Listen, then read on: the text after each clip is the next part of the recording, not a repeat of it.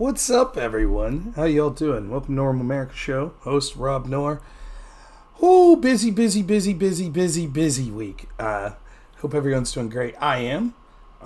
It's great to see you all. Let me check something. I don't know that the restream chat works here.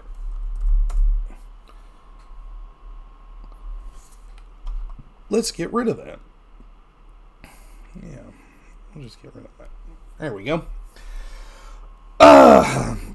So, I'm supposed to do a spaces here at 8 o'clock. I'll remind people of this as we go, but full disclosure, this may not happen, at least not on my channel. You may have to go to that space and just listen to that on X, because I'm not at home, and this computer that I have overheats, and this was scheduled for a different day, and it got moved to today, so unfortunately this was the day it had to be, and if it overheats, I'll have to call into the spaces on my phone, which obviously means I won't be able to stream it. So, let me get that link to that space for you. Also, I presume that you may be able to join this space if you want to ask me questions. I don't know. I'm not running it. I have no idea what to expect, if I'm totally honest with you. So I'll put that space link. Hopefully that shows up there for you. I'll try to spam that a couple more times. But the gentleman's name's Fernand, I guess, that's doing the space. He reached out. I try to be very accessible. Obviously, I prioritize the people that I know and maybe bigger channels. But I try to be willing to do anyone's show if they ask. I don't care if you have 0 viewers. I don't mind doing that sort of stuff. So I have no idea how big of a channel Fernand is. Fernand. I don't know. Do I sound like a Fernand? We'll see. But I haven't interacted with him before. He just reached out, and I said, sure, we'll do a space. So it should be fun. Kind of getting a little burned out, if I'm honest. So there's a chance that I don't know what's going on. Maybe I'm getting bigger. Maybe that's what's happening, but you would not believe the debate offers that I've gotten. Destiny wants to talk to me about January 6th. Pisco's setting up a debate that's going to be moderated by this Avi guy, and it's going to be about the standard legal definition of the term insurrection. Sitch wants to debate me on PF Jung's channel about the electors thing with Trump. Eldrazi wants to debate me on COVID. And I think I had 2 more offers also. So it's nice. It's nice to get offers. But it comes at a weird time where, like, I've been putting in more streaming time probably than normal the past couple weeks, just because the news cycle's been so crazy with Biden dropping out, the assassination attempt on Trump's life, etc. So it's been real tough. In the midst of that was a birthday party that I had. Plus working ridiculous hours here at work. Let me adjust this just a bit.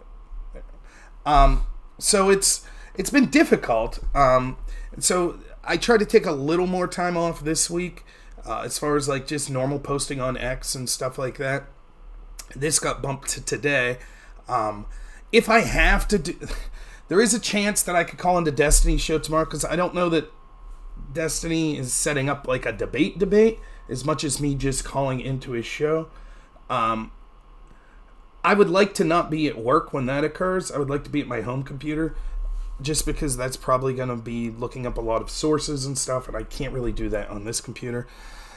So there is a chance if Eldrazi would like, I told him I could probably try to do the debate on COVID tomorrow evening, so that's a chance. If that doesn't get set up, I will not be streaming, because I'm going to need some time off. Then Wednesday, maybe I'll do a stream Wednesday, just a normal show. And then I'm on like a little mini vacation, Thursday, Friday, Saturday, taking Hank to a water park, hopefully a zoo. We're getting a hotel. It should be fun. My parents are going to come with me for a day or two. So it should be fun. And then I come back into work Sunday, and I'll be here Sunday, Monday, Tuesday, Wednesday. And then probably be lining up a bunch of debates then next week. So it should be action-packed. But,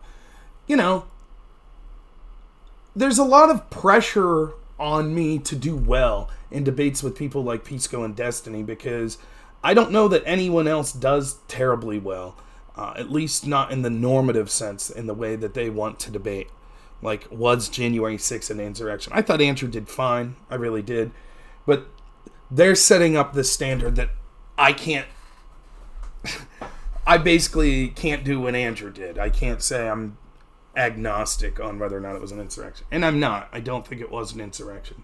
So, can you watch X Spaces without an X account? I don't know. I have no clue. Maybe? Do you need to be in the space to watch? No, as long as my computer doesn't overheat, you won't. You should be able to hear it here. So, Spaces obviously doesn't have video, so I'll keep the video going here. And you'll just be able to hear the audio through through this. Hopefully, it's how to work. So, but yeah, it should be a lot of work. The debate with Pisco will actually be the most difficult. Not necessarily because Pisco is a better debater than Pisco is a fine debater, but because of the way that the topic's being worded. So it has to do with what is the standard legal definition for the term insurrection. And because there's been basically no legal cases with the exception of 2 minor ones on the January 6th business for over 100 years, it requires going back and doing a lot of research of cases surrounding like 1790s, 1830s, 1840s. And seeing as how I'm not a lawyer, it's difficult for me to find access to many of those cases. And then the problem is, how do you find cases that you don't know exist, right? So the way this will be presented is the way these people, because basically Pisco's just listening to constitutional law professors that are writing papers saying, yes, this was an insurrection, and they're citing 5 or 6 cases, but they're not citing cases that maybe people were tried for treason, insurrection, etc., and were found not guilty. And so how did the courts in those cases perceive what insurrection meant? I don't know. And I don't even know where to go about trying to find those sort of cases. So it makes... I'm definitely fighting with my arms tied behind my back, but that's okay. I think I'll do fine anyways. So it should be interesting. But as far as talking with Destiny about what an insurrection is, it's interesting because I know Pisco and Destiny collaborate a lot. So we had set up this debate with Pisco. I'm not accusing them of anything. But then Destiny reached out with me afterwards, was like, do you want to debate January 6th insurrection? Which I'll happily do. But this used to happen to me a lot in policy debate in college. So when we got pretty good, not to get too in the weeds here, but there's 3 levels: novice, junior varsity, and then varsity or open division. When I was good as a novice and then a JV debater, one of the schools that was very good was Liberty University. Because they just had a ton of novice teams and a ton of JV teams. So what would happen would be you have your tournament, and then the top half of the teams qualify for the elimination rounds. And so that might be like 16 teams or something.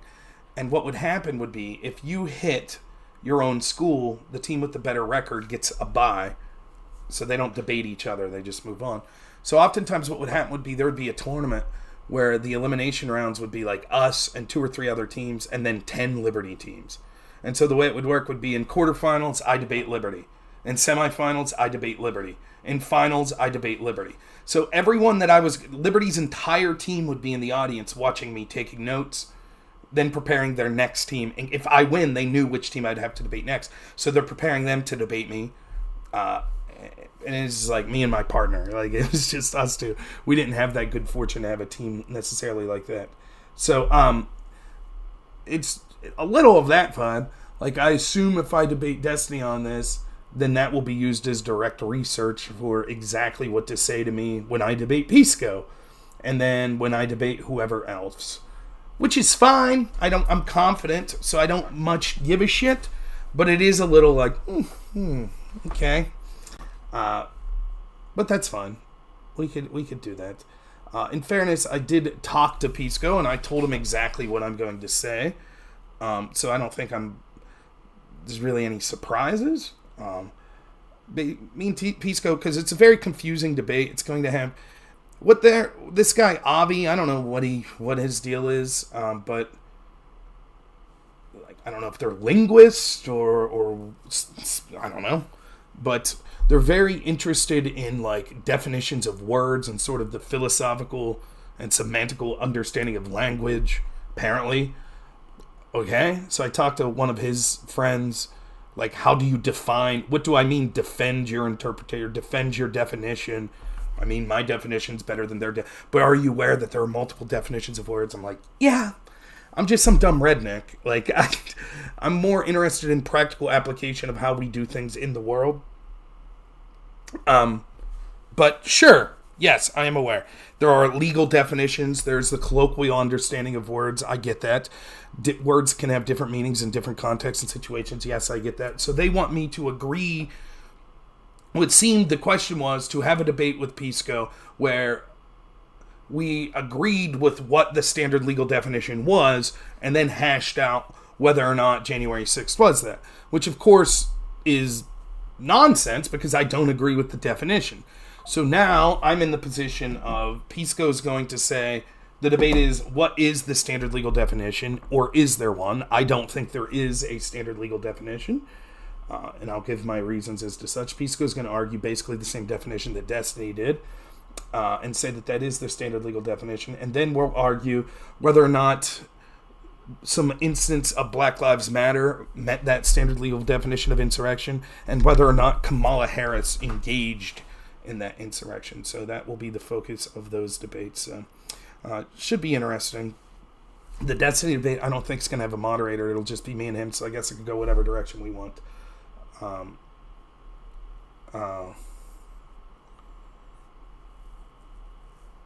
So, anywho, that's what's going on. Now, as far as tonight, with Fernand, did I even spell his name right there? I hope. Fernand. Yeah. So let me put that link again. If my computer overheats, I'm not at home, so it's sometimes want to do, you can join this X Spaces. I don't know what the format of this is going to be. For all I know, it's going to be a bunch of people lined up to debate me. It might just be an interview type situation. I don't know if you're just an average member of the audience. If you request to speak, if you'll be able to speak. I don't much care. How it's his show, so I'll leave him run it. It's fine by me. And I'm prepared to debate or to be interviewed or anything of that nature.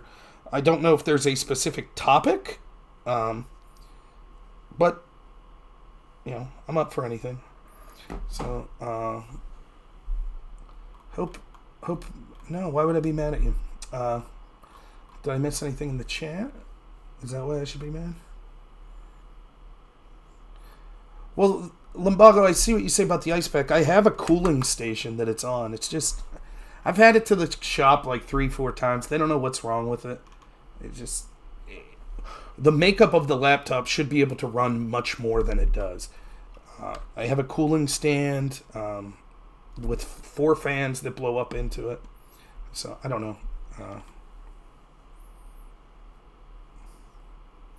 Yeah, Philomathist, I understand. I know Google Scholar is decent for that sort of stuff. The problem is very few cases have ever tried the term insurrection. In fact, much of the definition that Pisco is going to be using, the author Graeber that came up with that, actually it has to do with court cases defining treason more often than not, because he uses as synonym for insurrection the term levy war.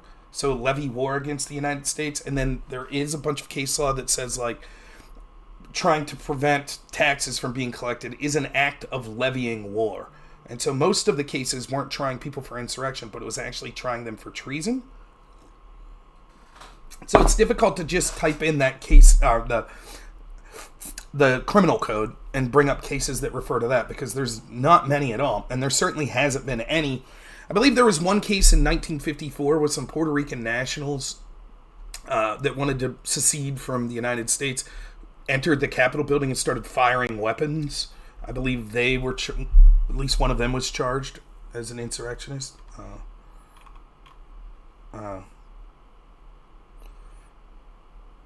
But no, why would I be mad at you? Conservative carnage, I don't know.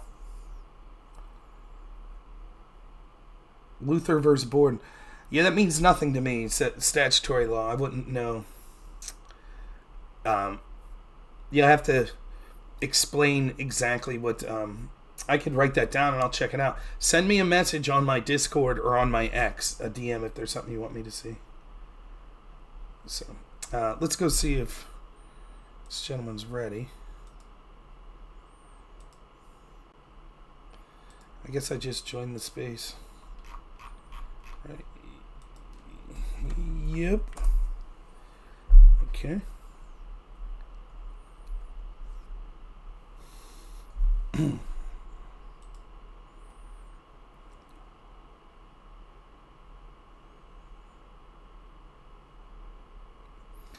Luther versus Borden. Okay. I'll write it down. I'll check it out. This is what I'm talking about, though. Like, you have to understand I'm not a lawyer. So for me to... It's somewhat time-consuming to have to go back and read cases from 1840. I appreciate you giving it. I'm going to have to read a bunch of them, so... Exact replica for January 6th. Was it ruled insurrection or not?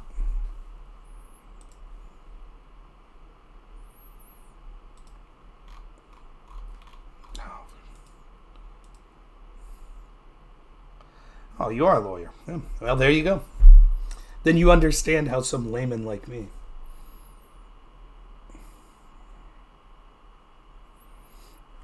would have trouble with it.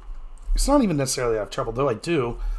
It's someone who doesn't practice law. Sometimes it's difficult to understand exactly what these cases are saying. But I'm a good debater and I'm right, so that helps. Okay, we'll be starting here shortly, I believe.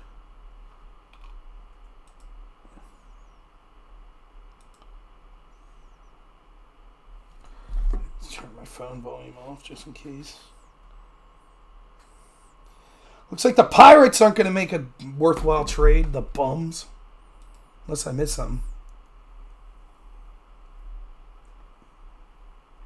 My argument, Philomathist, is quite simple. Even if there was a definition of insurrection that as Pisco says, for basically the 1840s, 50s, post-Civil War period, it's clear that that same understanding or definition has not been applied over the past 100 years. If I could point to dozens and dozens of examples of insurrections and not one of them have ever been charged.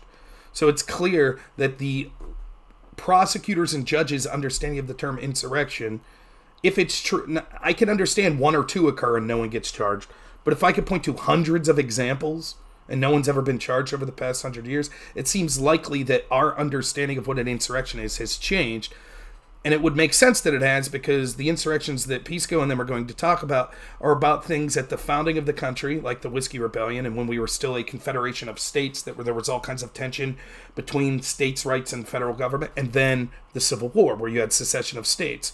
So it seems obvious that they would have been interpreting things like this as more of an attack against the authority of the federal government, more so than a rally that gets out of control that's sort of protesting election results. At least that's my understanding. So in that sense, there is no standard legal definition, because there just hasn't been any cases that have been brought that would justify saying there's enough of a case law in the past 100 years that there would be a standard legal definition. That's my argument, basically.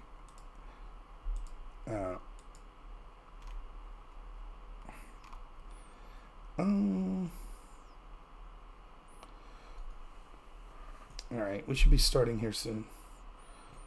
Do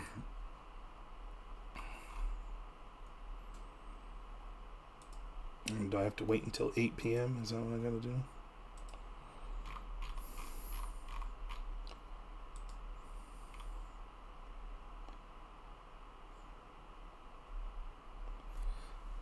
It required the National Guard for it to be called in to be an insurrection. Well, then wouldn't January 6th also apply to that? Didn't they eventually call the National Guard?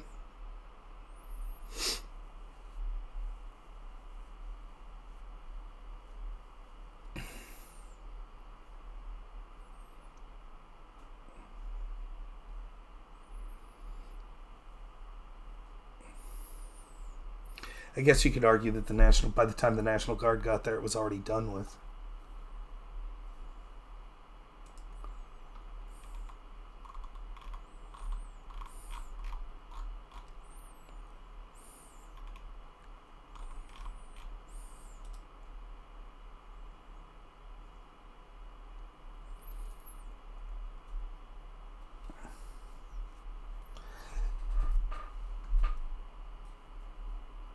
Yeah, but still, you could then, Pisco's argument will be, well, it was an insurrection. Now maybe you're arguing, did or did not Trump engage with it?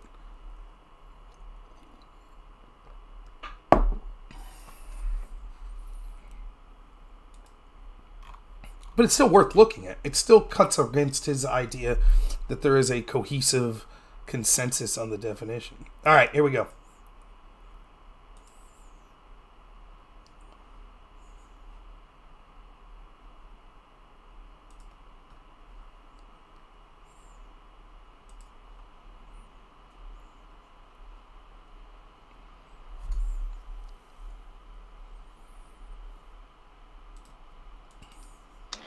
Hello, hello. Hey, what's up? Can you hear me? Hey, can you hear me? What's happening?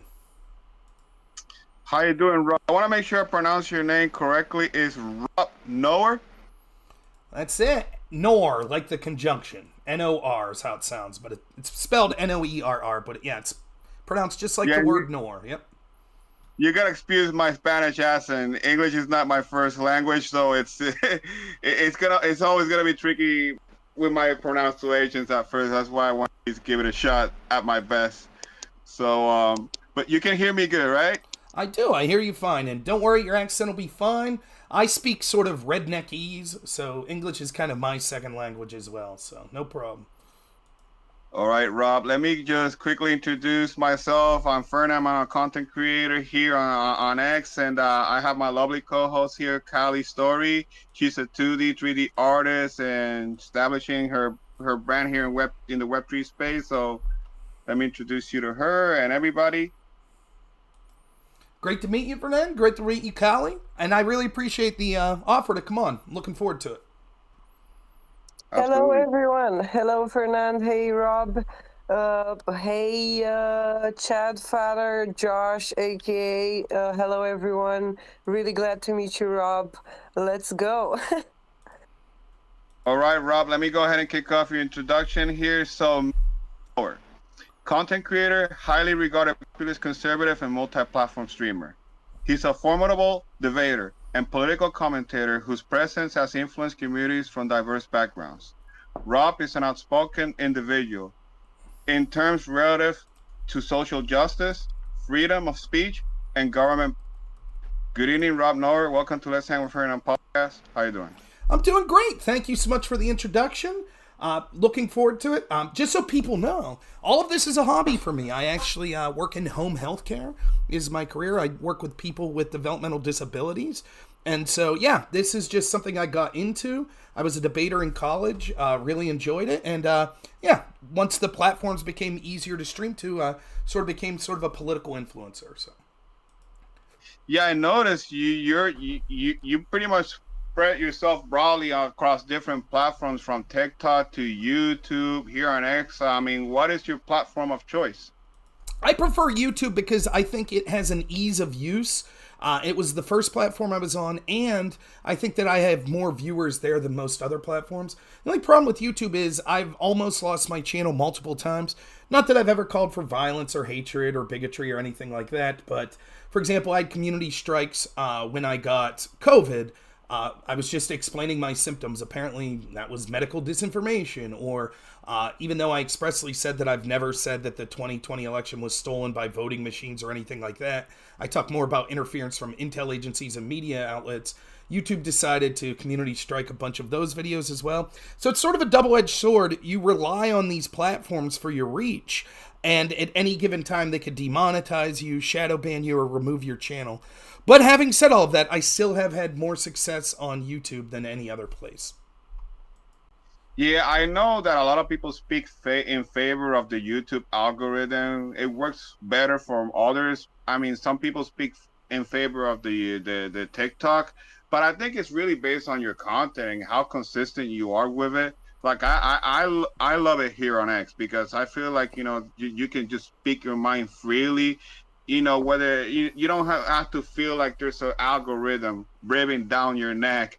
Like, you know, if you say one word about COVID, if you say one word about like anything that is, it doesn't fit the agenda, like it demonetizes you, it deletes your, it deplatforms you.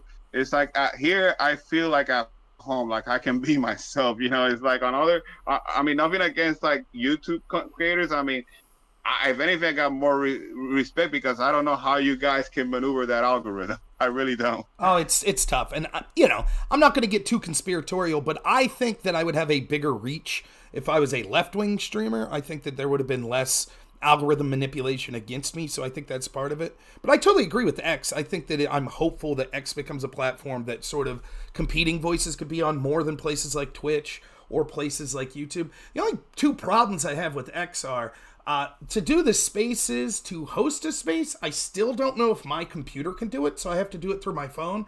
I have this iPhone 14, and for some reason when I'm on a space on it, I sound like I have a horrible lisp, which I cannot figure out. And then the other thing, and this is no fault of X, but it has more to do with the regime before Elon took over, I couldn't build an audience on Twitter because of similar problems that I talked about with YouTube. So YouTube, I sort of have 5 years worth of building up an audience. On X, it's more like, maybe 6 months. And so hopefully someday my X audience gets to the point where, it's as expansive as YouTube.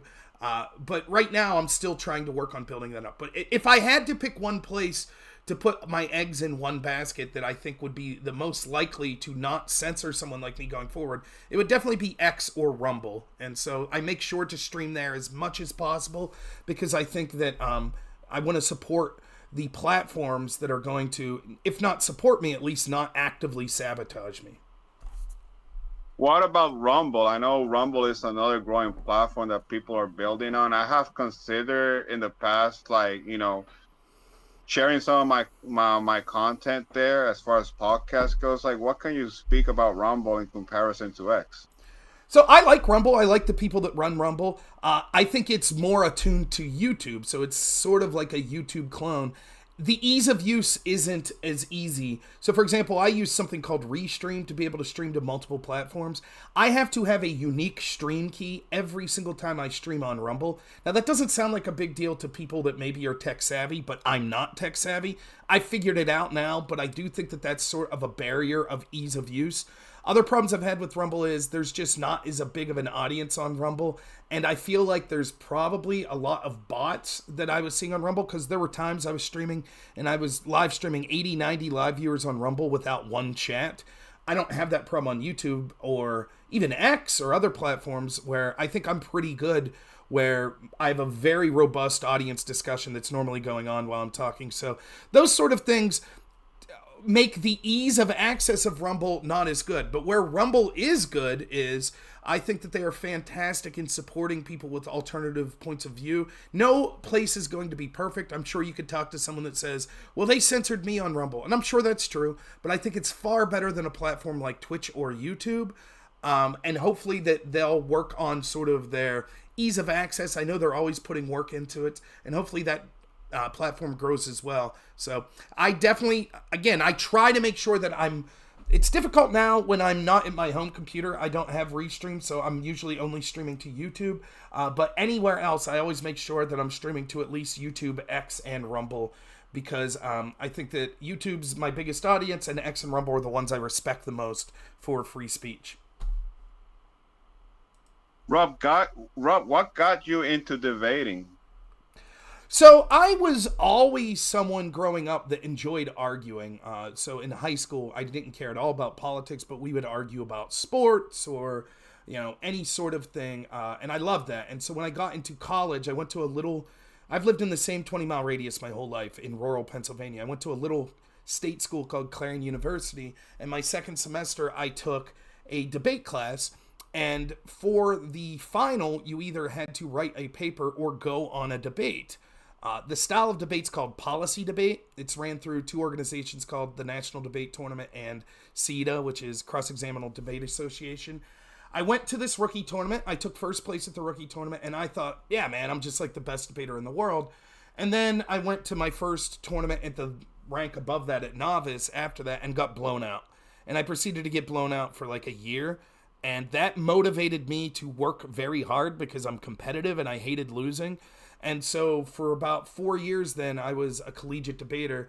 and worked my way up to being sort of the highest rank in qualifying for the National Debate Tournament, which is sort of like the NCAA basketball tournament of debate. And after I was done with that and my eligibility with debate, I became a debate coach and judged debates. And then when I got into my current line of work doing home healthcare, I just sort of started debating online as sort of something to feel that competitive edge. And so the number one reason I debate is because it's entertaining to me. I hope it's entertaining for everyone else. I try to always be authentic and tell the truth, unless the debate calls for particularly like, hey, can you argue something you don't believe in? Other than that, I'm always being authentic. But my goal is I do it because I enjoy it. And I think other people enjoy watching it. And my style of debate is I try to match the energy of the people I'm debating. I'm not perfect with it. So if there's a debate where people want to yell and scream and call names, I could do that. I'm just having fun. No problem. I don't have hard feelings. But if it's a debate that's more analytic and more, soft tone, I think I could do that as well. So that's how I try to approach it. And as long as it's enjoyable for me, I'll keep doing it. And right now it is. I really do enjoy doing them. Kylie, you want to jump in? Yeah, I was Rob. That's really really cool. I was in debate as well during high school and a little bit in college, debate and public speaking, and I definitely resonate with what you're saying. Even though we were on the Karl Popper technique, the 3 versus 3 with a crossing of speakers and questions. With first, second, and third speakers having determined roles, which was a little bit, I think, a bit more limitative than parliamentary, or you said policy debate. I'm not even sure. So policy, yeah, absolutely. Parliamentary debate, I dabbled in. I only did one tournament of it, and I took second place. So I liked parley debate. For those that are listening that might not know, parliamentary debate is more of a common person style of debate. And so it's not as research driven as policy debate. Policy debate is teams of 2. There's a very structured format. So each speaker gets to speak twice. There are constructive speeches. In between each constructive speech, there's a 3-minute cross-examination. And then there are rebuttal speeches. The constructive speech is ridiculously evidence reliant. So I started debating in 2003. So we didn't really have laptops for evidence. They do now. So what we had was Rubbermaid totes with what we called expandos or accordions that you kept your evidence in. We had 5 of those totes filled with evidence, and there were some teams that had as many as 8 of those totes. So you're talking thousands upon thousands upon thousands of pages of evidence. Every claim almost, and it's actually to the detriment of that style of debate that every claim has to be backed by a piece of evidence. It sounds good, but oftentimes what happens is you'll say something that's just objectively true and someone will say source. I'll give you an example. We debated one round where a team suggested completely eliminating the automobile completely that day. That was their plan. And I was like, that would destroy the economy. And we won that round. 2 judges voted for us, but the 3rd judge voted against us because he said, you don't have a piece of evidence saying that would destroy the economy. Well, of course, no one's taking that suggestion seriously, so there aren't any scholarly articles on if you eliminate all vehicles tomorrow, it would destroy the economy. The other thing is it's very hyperbolic. Policy debate, all of your claims end up in nuclear war because when you're debating 2, competing ideas, one of the things you weigh is magnitude. So if you're right that we should pass this plan because it'll create 10,000 jobs, but I'm right that it'll result in nuclear war, you'd probably vote for me because nuclear war is more important than 10,000 jobs. So you have an incentive to be hyperbolic. And also because of the strict structure, people ended up talking faster and faster, so they talk like auctioneers. So if you went to the highest level of policy debate in the country, you would literally not be able to understand it. And so I could give you an example right now of what it might sound like, though it would be way faster than this because I was slow. So it might sound something like this. They would start talking up at a speed like this, and all of a sudden it would get more rapid. They'd be able to talk about things with nuclear war and things like that. They would talk about how your plane would be able to cause these nuclear wars, would be able to cause things like racism, biological impacts, and things like that. And you would have to weigh those in the probability, magnitude, and other such things. If there would be cross-examination, the case would be able to understand who would be able to be the best one, who would be able to do this thing. You have to remember Congress. So that's sort of what it sounds like. And so it ruined me for life because I think that I do talk too fast now. But I guess it did encourage critical thinking skills, thinking fast on your feet, dealing with a huge amount of evidence and arguments at one time. So in some senses, it helps translate into the style of sort of public debate that you would see that I do now online. But in other senses, it's way different, and it's very meta. You end up talking about the rules of debate almost every debate. And that's before you even get into sort of some of the ridiculous left-wing things that have occurred in debate, such as performative debate, where you reject traditional styles of debate and instead you'll do something like rap or read poetry or things like that. So it's a weird space. I can't recommend it for everyone, but I enjoyed the competitive nature of it and sort of the research. And for me, the ultimate idea of debate, what appealed to me was I like a game where two people could walk into a room, they could say anything, not be offensive to each other. I could walk in and say, we should bomb China. I don't have any problem with Chinese people or anything like that. It's just a game. They could walk in the room and say, all men should be eliminated. Okay. It's just a game. It's just abstract ideas that we're dealing with. And the best idea wins. Whoever argues best wins. And I found that appealing. It wasn't exactly that, because there's a lot of politicking. Who do you know? What school are you from? How are you dressed? How do you present yourself? It's all part of the game, but that's what appealed to me. The idea of just people having fun, being able to debate anything, not being offended by it, and then you walk in, the round ends, no hard feelings. So. Yeah, really, that's really, really cool. I mean, the mix of what you just said, like you could be responding with some kind of like poetry response or whatever. I feel like this is definitely very different than what I did. We were kind of the same until you started talking about talking fast, which was definitely not one of the skills that we needed to develop in the debate that in Karl Popper technique, but I feel like it's very similar.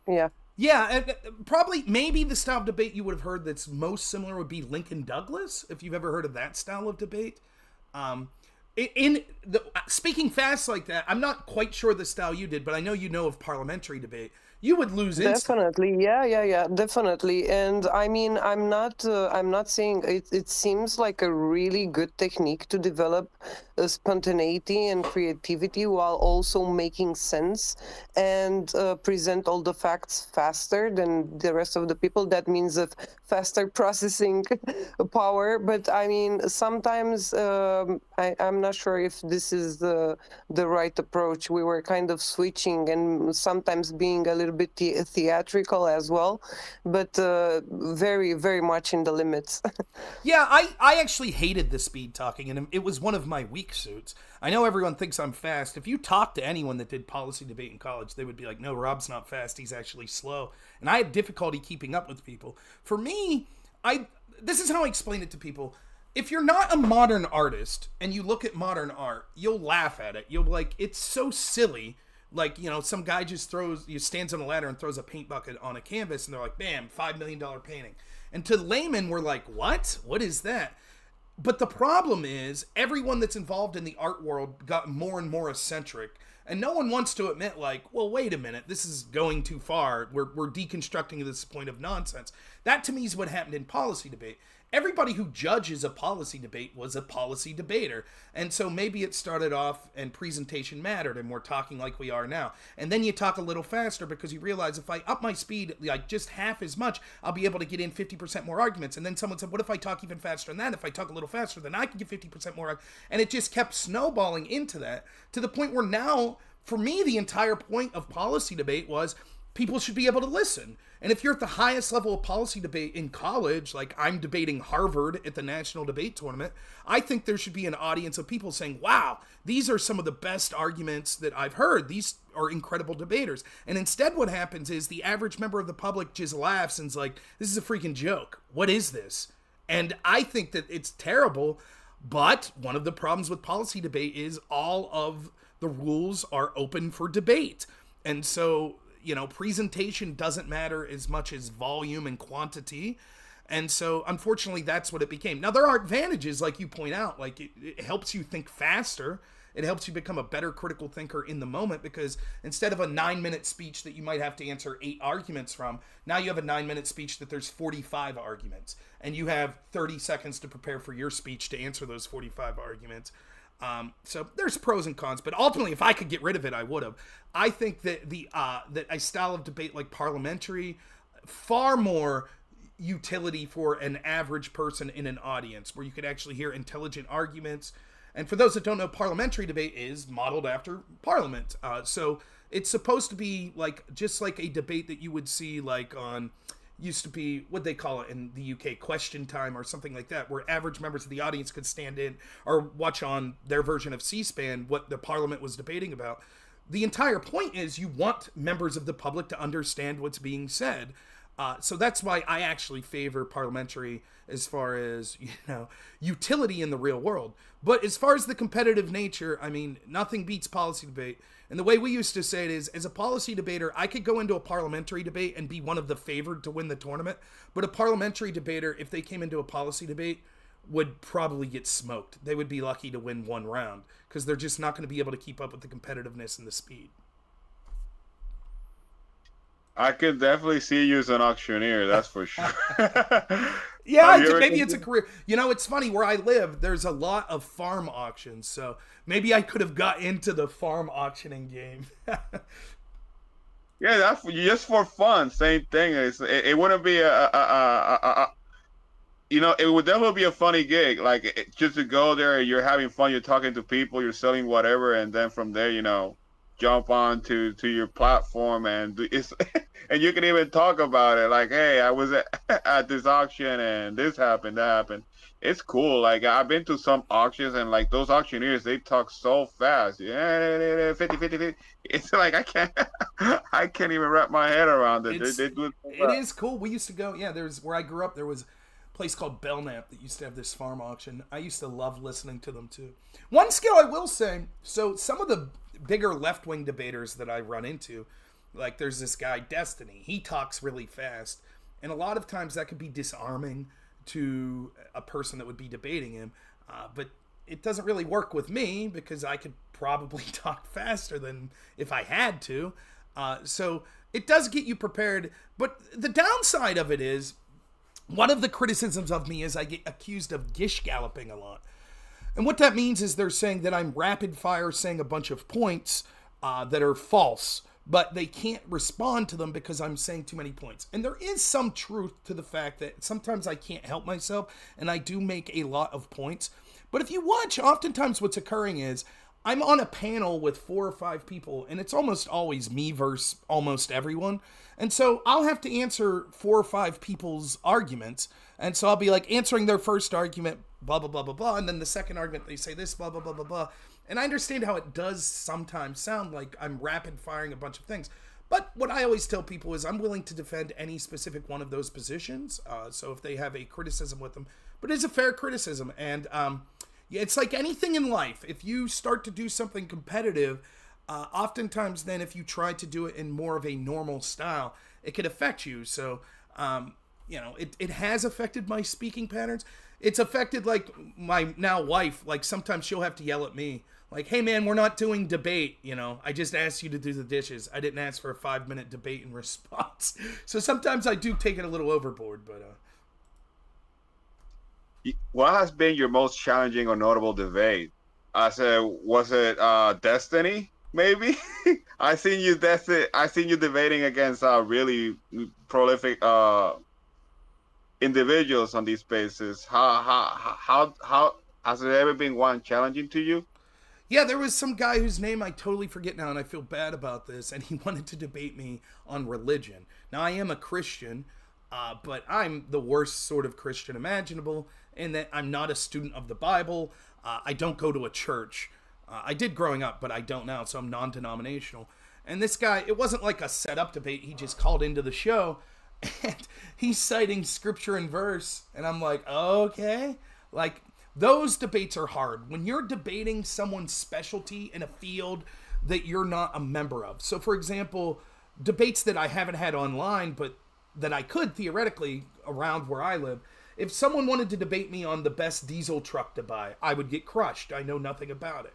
So then how does that apply? Well, if I debate an economist on economic arguments, I could be directionally correct, but they're going to know the language. They're going to know sort of the philosophy behind it, and it makes it more difficult to sort of engage in those. So when you're debating legal matters and you're debating a lawyer, it could be difficult. If you're debating a philosopher and you're having a philosophical discussion, it could be difficult. So some of the debates that I've had that I would say are some of the more challenging. In general, Destiny could be a challenging debater because I think he's a good rhetorician and he's well-rounded like I am, so that makes for a good debate. I think I usually get the better of those debates, but certainly those are more challenging than the average ones I'd have. There's an orbiter of his named Pisco that sometimes when you debate legal theories with, because he's a lawyer, it makes it a little more challenging.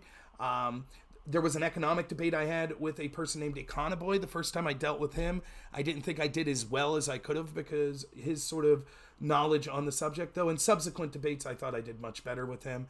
Then there's a right-winger named Andrew Wilson, who is a Christian nationalist or a Christian populist, and he is very well read with the Bible and sort of philosophical debating of concepts of morality, and that makes most of the debates I've had against him are of that nature. I've even had difficult debates with a guy who's pretty good. His named J.F. Gariepi.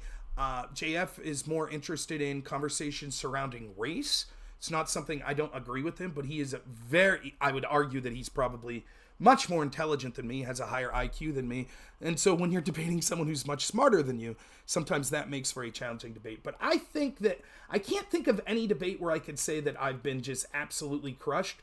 Those are debates I think where reasonable people could come to the conclusion that either side won, the debates I was having with most of those people. Most of the debates I do, I think any objective person would say that I was pretty handily winning. Doesn't mean that I'm my side of the argument's correct, but oftentimes a lot of just novice debaters that come online, particularly that join things like panels, they're not really prepared to defend the positions that they're making. And particularly, this will show my bias, but particularly I think a lot of people that come from the left side of politics, they've never had someone coherently challenge their beliefs. So at least here in the United States, most educators, K through 12 education or collegiate education, are lean left wing. Most of our celebrities lean left wing. Most of our entertainment, etc. And so there are a lot of people that have never ran in to someone who's more right wing, that's making coherent arguments. Oftentimes they just want to treat you like you're evil or you're just so stupid it's not worth addressing. I was on a panel here recently where that was the case. There was people from, a political pack, and there was 3 or 4 that were against me basically, and they just didn't take it seriously, so they didn't look so good, in my opinion. Maybe they think otherwise, but yeah, so I guess when it comes to talented debaters, I would put Destiny and Andrew Wilson at sort of the top of sort of just talent in general in debating. But the most challenging debates are always going to be with people that specialize in a subject that you don't know much about. I would want to say, first of all, would we agree here or not? It's a debate. That the left-wingers are usually having circular arguments, and their whole basically ideology is based on emotions. So therefore, a debate on arguments and logic with someone who usually uses circular arguments is gonna basically trigger them over and over again to the point of them overreacting and not being able to, make sense or have present any kind of legitimacy as a debater. I feel like some of the debaters, at least one of them, I heard him go on a rampage a couple of times. And to be honest, exactly as you said, when you're going on a rant and screaming, that's when you're not a debater anymore. We can talk and be fiery, and I definitely like that, but you're not a debater. Well, okay, so there's a lot to unpack there. In the last point, I'm not going to say that I've never got to the point where I'm yelling, and to the point, sometimes it's warranted, other times not. I could be self-critical, and oftentimes I am. I told my audience about a month ago, I jumped onto a call. It wasn't a scheduled debate, and There was some frustration with me getting cut off. In addition to that, I had just been to a physical therapist for a herniated disc. So I was in a bit of pain, jump on this call, someone interrupts me, who happened to be this woman, and I totally bit her head off and yelled in a completely unwarranted fashion. And, of course, in the heat of the moment, I didn't realize that until I went back and listened. And so I did apologize for that. So I'm not perfect. I've done that.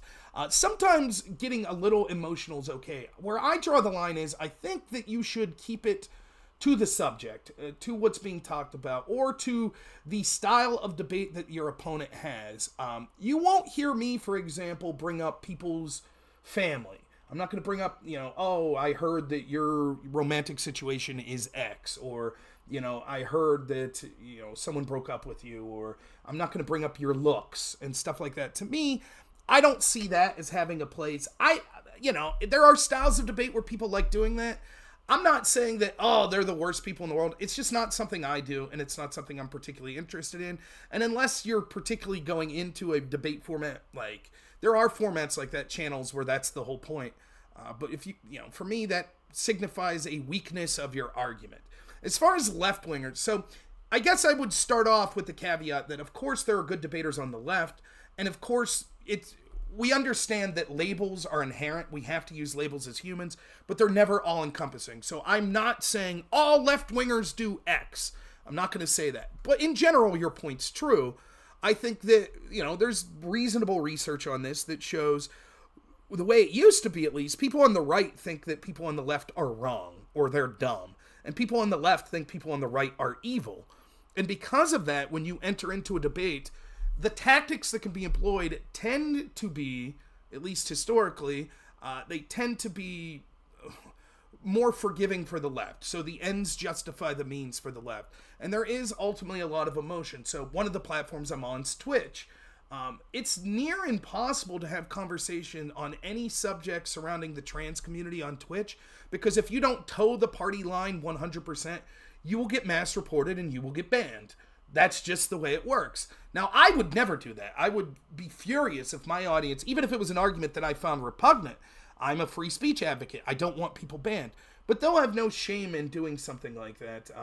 I've had my employer contacted that I'm a bigot, or that I'm a racist, or that I'm all sorts of things. And I've never done anything remotely like that. In fact, I would think that if you talk to many of the big left-wingers, they would say that's ridiculous. Rob's not a bigot. He's an idiot. He's biased. They would have negative things to say about me, but I don't think anyone would accuse me of bigotry or racism or calls to violence or anything like that. So in general, I think you're right. The other thing that I think's worth pointing out, with the majority of the good debaters that I debate on the left, most of them are institutionalist. So someone like Destiny, it's hard to lump him in with the left that you would say, like, the progressive left. For example, he'll defend Israel over Palestine. Well, why? Wouldn't it be a lefty thing to defend Palestine? Well, because more than he's a lefty, he defends our institutions, which actually makes for a good foil for me, because more than I'm a righty, I criticize our institutions. I consider myself a populist. So I think that our institutions, like our political institutions, our academic institutions, media, entertainment industry, have become incompetent and corrupt and need to be challenged. The problem is, if I'm right that they are incompetent or corrupt, like, for example, if I make the argument that the FBI is biased and they're going after Donald Trump and they're protecting his opponents, ultimately what the debate will come down to when I start to bring up a specific situation is they'll say, but the FBI investigated that and found no wrongdoing. Show us the evidence. And I'll say, well, they specifically chose not to look in. Like, Hillary's team deleted subpoenaed emails. They chose not to really look into it. They gave everyone immunity. And they'll say, so there's no evidence. And that's actually a very effective tool in debate, the appeal to authority like that. Because, imagine if all the literature's on your side, you might say, well, then that's the correct side of the argument. That's what laymen say. But what if the literature's biased? And not to get too heavily into a specific subject, but I think one need only look at some of the subjects surrounding COVID, such as where did the virus come from? There was a consensus to the point where you could get banned on social media if you said the virus came from a lab in Wuhan. They said, no, there's a consensus. 47 virologists signed on to a letter by Peter Daszak that said that's a conspiracy theory. It's a dangerous conspiracy theory. And so for a year and a half, that was the truth. there was a consensus. And so when I would have these debates, not only was I in jeopardy of being removed from any platform that I was on, but my opponents were able to point and say, but look, the scientist disagrees. Trust the science. And so imagine the power that has for you debating then to be able to point to that. And it's all over the place they could do this, right? Like when it comes to gender science. Oh, well, let's look at WPATH. Let's look at what the pediatric clinics say. Let's look what they say, right? And so it's now you're starting to see more quote unquote establishment places that question this stuff, such as in the UK, they've largely banned puberty blockers for children. But up until that point, when I'm debating this, I don't really have those institutions to rely on. So it's an incredibly powerful tool. When you can make those emotional and institutional appeals, it makes it very persuasive that people are watching. And it's difficult and takes a skilled rhetorician to be able to sort of push back on why it's not the case that what they're seeing there. So, sorry. Sorry, go ahead, Fernand. No, go ahead. Go ahead, Kylie. Okay. One last question. So, if when you debated if you should be regarding conservatism, if you should be a libertarian, authoritarian, populist, elitist, progressive, reactionary, moderate, or extreme, you chose populism. Mm-hmm. Oh, can you please tell me how did you reach this one? Sure. Why did you choose it? Absolutely. So let me first clearly define what I would call myself.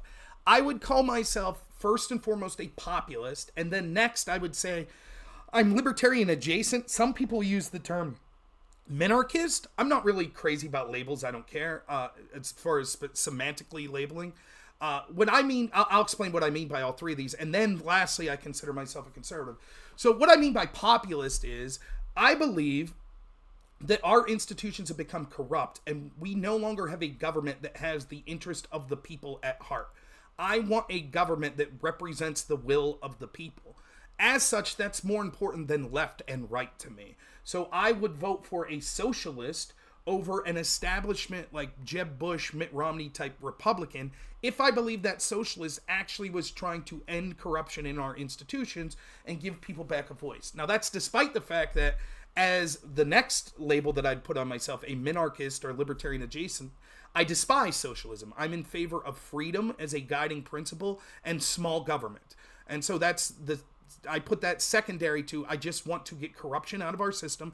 Then after that, I want a system that prioritizes freedom. I'm not a complete libertarian or ANCAP, but I'm close to being a libertarian. And so I value principles of freedom and small government.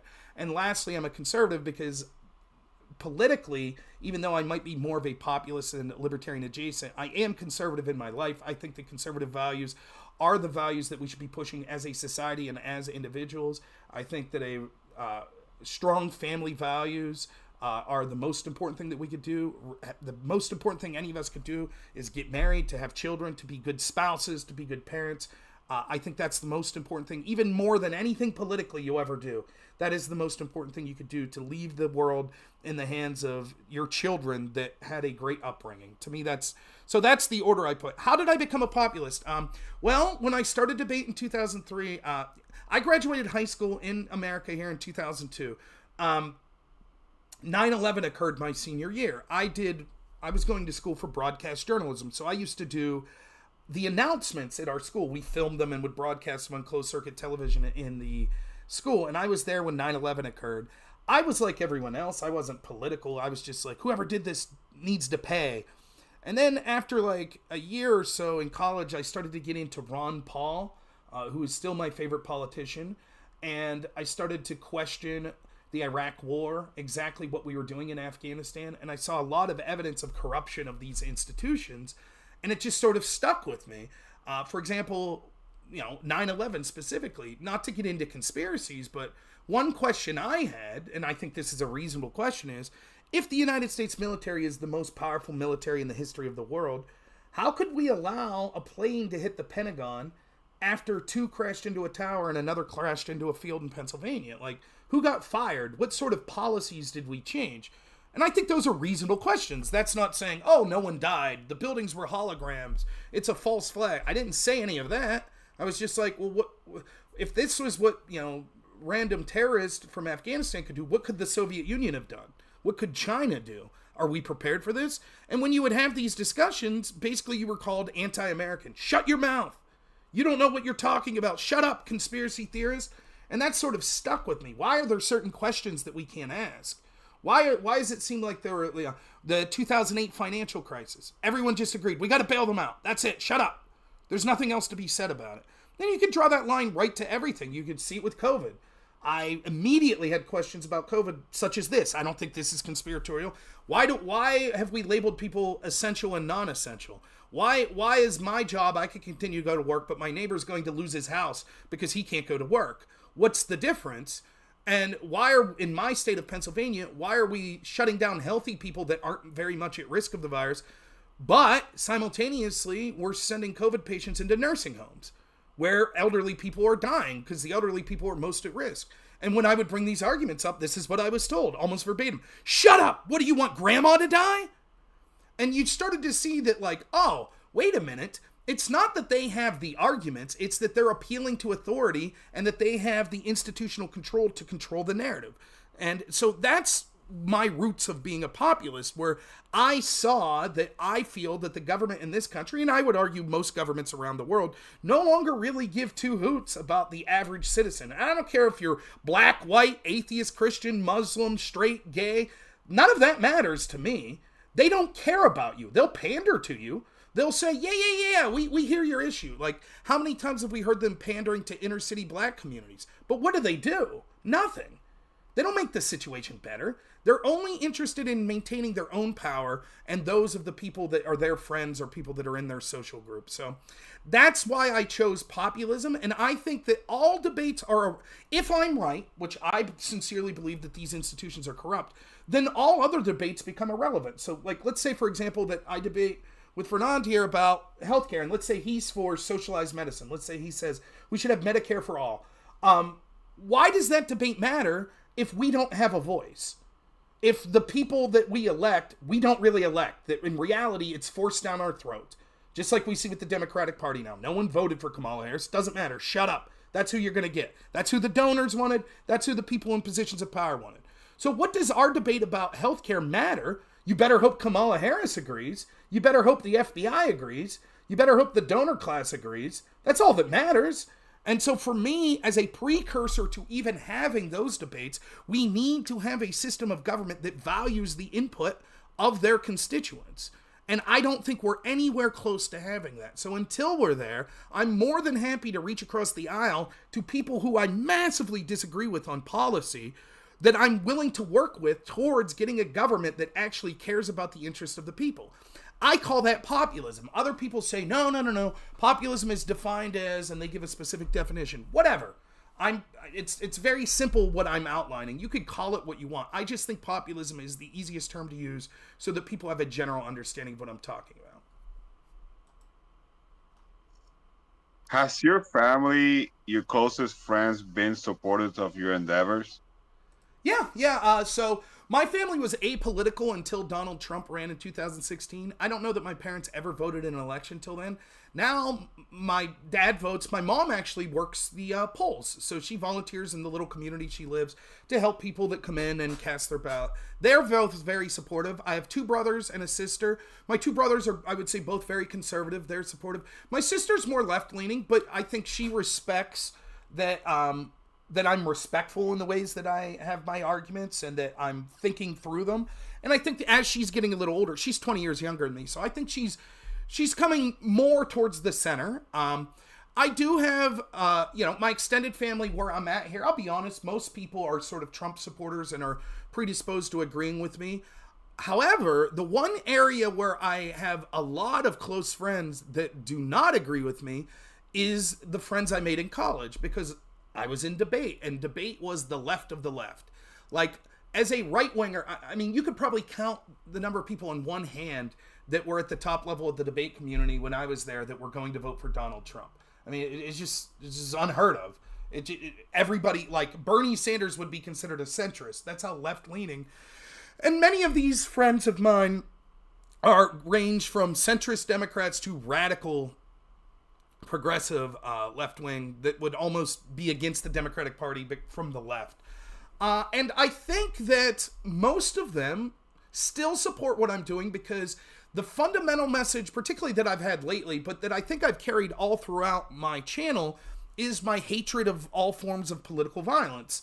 And so I think that given that it just so happened that the majority of people I made friends with were reasonable people, they're not going to support violence either. And so even if they disagree with me politically in very strong ways, they respect the fact that I'm trying to talk to both sides and that I'm trying to tell both sides that, like, listen, there have to be certain guidelines. We can't be cheering for the physical injuring of each other or of each other's politicians, etc.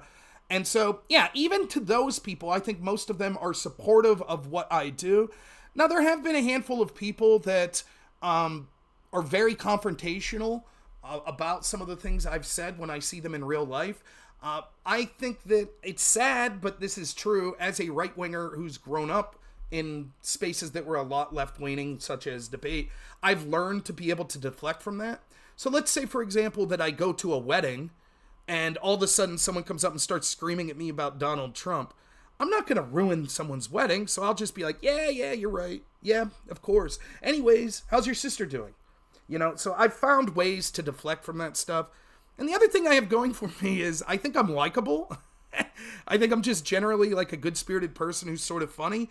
And so most of the time that could overcome political differences unless it's of the most extreme variation. So yeah, I've been pretty fortunate. Most of the people in my immediate life are supportive of me. Now, if my employers knew my political beliefs as strongly as I am, they're very left-leaning. They may be upset, but fortunately I'm very good at my job, and I think that they recognize me as a very good employee, so I don't think it would harm my employment chances, but I don't know. So far I've been very fortunate with most of the people I interact with in my life are supportive of me. Who's been your most influential teacher? If I had to, I would say that there's a handful I'd have to mention. My dad and my mom, I have to put up there. They taught me a lot about life that I think will stick with me forever. I was very fortunate. I grew up pretty poor, but I had parents that really cared, so they've taught me a lot. And particularly my grandfather on my dad's side, there were some things he taught me, just kind of what it means to be a man, what it means to have to work hard and sacrifice for your family. My debate coach in college is one of the most influential people to me. His name was Jim. He was a tremendously brilliant guy. He was a better debater than I was, and he sacrificed for every hour I put into qualifying for the national debate tournament. He put 2 in, and he was coaching an entire rest of a team, and he was a father and a husband, and he had a full-time job being a professor. So this guy burnt the candle at both ends just so I could achieve a dream of mine, and I learned so much from him, not just in debate, but just things to carry throughout life. And then, as far as sort of like political, I think I get huge influence from Ron Paul, huge influence from someone like Thomas Sowell. Those are people that I find very influential. And then, I think stylistically, someone that influenced me heavily, who I didn't listen to a lot of until later in his life, is Rush Limbaugh. I think Rush showed to me sort of not just an intelligence and a sort of view of politics that I agree with largely, but his unbelievable energy and ability to not only be informative but entertaining 4 hours a day, every day, for decades is absolutely incredible. He did by himself what it now takes teams of 15 to 20 people to only emulate. So those are some of the influences and teachers I had. You mentioned Rush Limbaugh. I used to listen to him a lot before he passed away. I mean, I remember when he received it was a medal of recognition, a medal of honor from the president at the time being Trump. And I remember when he was getting it in the ceremony, like he was like, "Thank you, God, thank you, God, thank you, God, thank you, God." Like you could just hear him all the time, like just saying that, because he has served his community so passionately throughout the years, as a podcaster, as a journalist, in many ways. It's like there's something about like independent journalism, like people that just go out there and talk to people and like share this and create this kind of content. Like yes, you can go in as a person with a background, with an educational background, or you could just go in and learn as you go along. Like I wouldn't label myself a political analyst or a conspiracy theorist, let alone. But it's just I feel like when it comes to freedom of speech, to building a platform where parties from all kinds of affiliations to come together and speak on relative issues. I think you have to create a common ground at some point where everybody can, speak on everyone's level for like to come up with a solution at the very least. And it's like people will bring up problems and talk about problems and issues, but they don't speak on solutions that often. And like there's a lot of issues right now. I mean, when it comes to affordable health care, with student loan debt and inflation. I mean, there's just so much interest rates. People can't afford a home right now. It's like no matter what you do, and it's like it's like the whole country is run by a committee because right now we don't even have a president right now as we speak. I mean, it's like, what is it? It's like there's just so much going on right now. And it's like, how do you maintain sanity? Like, how could you even watch the news? I don't even watch the news because it's all propaganda. It's like everything that you watch is just someone's feeding that tube to make it to try to make it for everybody to digest like all this information that you don't really. It's like everybody's reading it on a teleprompter. Like this is like the real way, an honest way to journalists and just podcasting, like content creators and streamers like yourself, and like people that are just out there like speaking their mind and not it's bad enough that you have to like think about what you're saying on certain platforms, because it's like even censorship, you look it up on Google and it's like, what is censorship good for? And they like censorship. It's like it's crazy like how censorship is like a thing now, and it's never been more enforced than ever by corporations. It's like you see all the donors for like the Biden campaign and the Trump campaign. You see a contrast between them. Like most of the campaign donors of the Biden campaign are corporations. Facebook, Alphabet, you name it, they're all corporations. I mean, when you look at the donors on Donald Trump's side, it's like you see. I mean, you do see corporations, but you see the U.S. Army, you see branches. I mean, it's like a completely different contrast. So, like, what can you speak on the donors and on these contrasts from these different affiliations from these different party classes? So I think you're starting to see somewhat of a change with Elon Musk donating to Republicans and sort of some Bitcoin type people, techie type people that are more donating to the Republicans. We'll have to wait and see what the 2024 election shapes out as. But what was occurring was the Democrats are increasingly the party of the very rich and the very poor. And the Republicans were sort of those that were in between, the working class people, the small business owners, etc. Now, this is obviously just in theory, because I think both parties failed to deliver for any of those groups. But that's sort of the way that it breaks down in the support and the voting. And it's ironic because the Democrats were always the working people's party. They were the party of unions, and they criticized big money in politics until the big money started going their direction. And I think that largely happened with the advent of Donald Trump and sort of things in Europe like Brexit, where sort of the only sort of criticism that was very effectual of our establishment institutions were coming from the right. So people like, Nigel Farage with Brexit, all sorts of leaders in Europe, Le Pen, etc., people that you could see in Europe, and then Donald Trump. There was that equivalency on the left, at least in the United States. We had Bernie Sanders, who was just cut off at the legs in the primary. They weren't going to allow that. And so basically the election we were given was the establishment was all behind, including establishment Republicans, were all behind Hillary Clinton, at least behind the scenes. And they were like, yeah, give the people their vote. There's a 99% chance Hillary wins. No problem. And then she lost. And since then, the authoritarianism's got even worse. And I think that it's evident. I mean, all you have to do is look at this situation with Kamala Harris. Like, we had to be, like, it's been such a crazy month of news. An assassination attempt of one presidential candidate, the other presidential candidate being forced out. It's difficult to understand when you're in the moment the gravity of what's going on. So putting aside the assassination attempt of Trump and all of the craziness that we're now finding out about that, just look at what we've learned with Joe Biden since the debate. Basically, every person that should know better lied to you for over 4 years about the mental health of the President of the United States. They knew going into the 2020 election that he was having decline. It's not as significant as it is now, but they knew it. That's why he basically wasn't campaigning. He ran a very unusual campaign where he basically was just letting his team do everything and was basically staying in his basement. There wasn't the sort of massive rallies that you saw with Trump. There wasn't the sort of big press conferences. The last few months, he basically was doing nothing, right? So that was, and then it just got worse and worse. So we're talking the entirety of the Democratic Party, the entirety of the Biden administration, including people like Kamala Harris, Biden's family, the mainstream media, they all knew.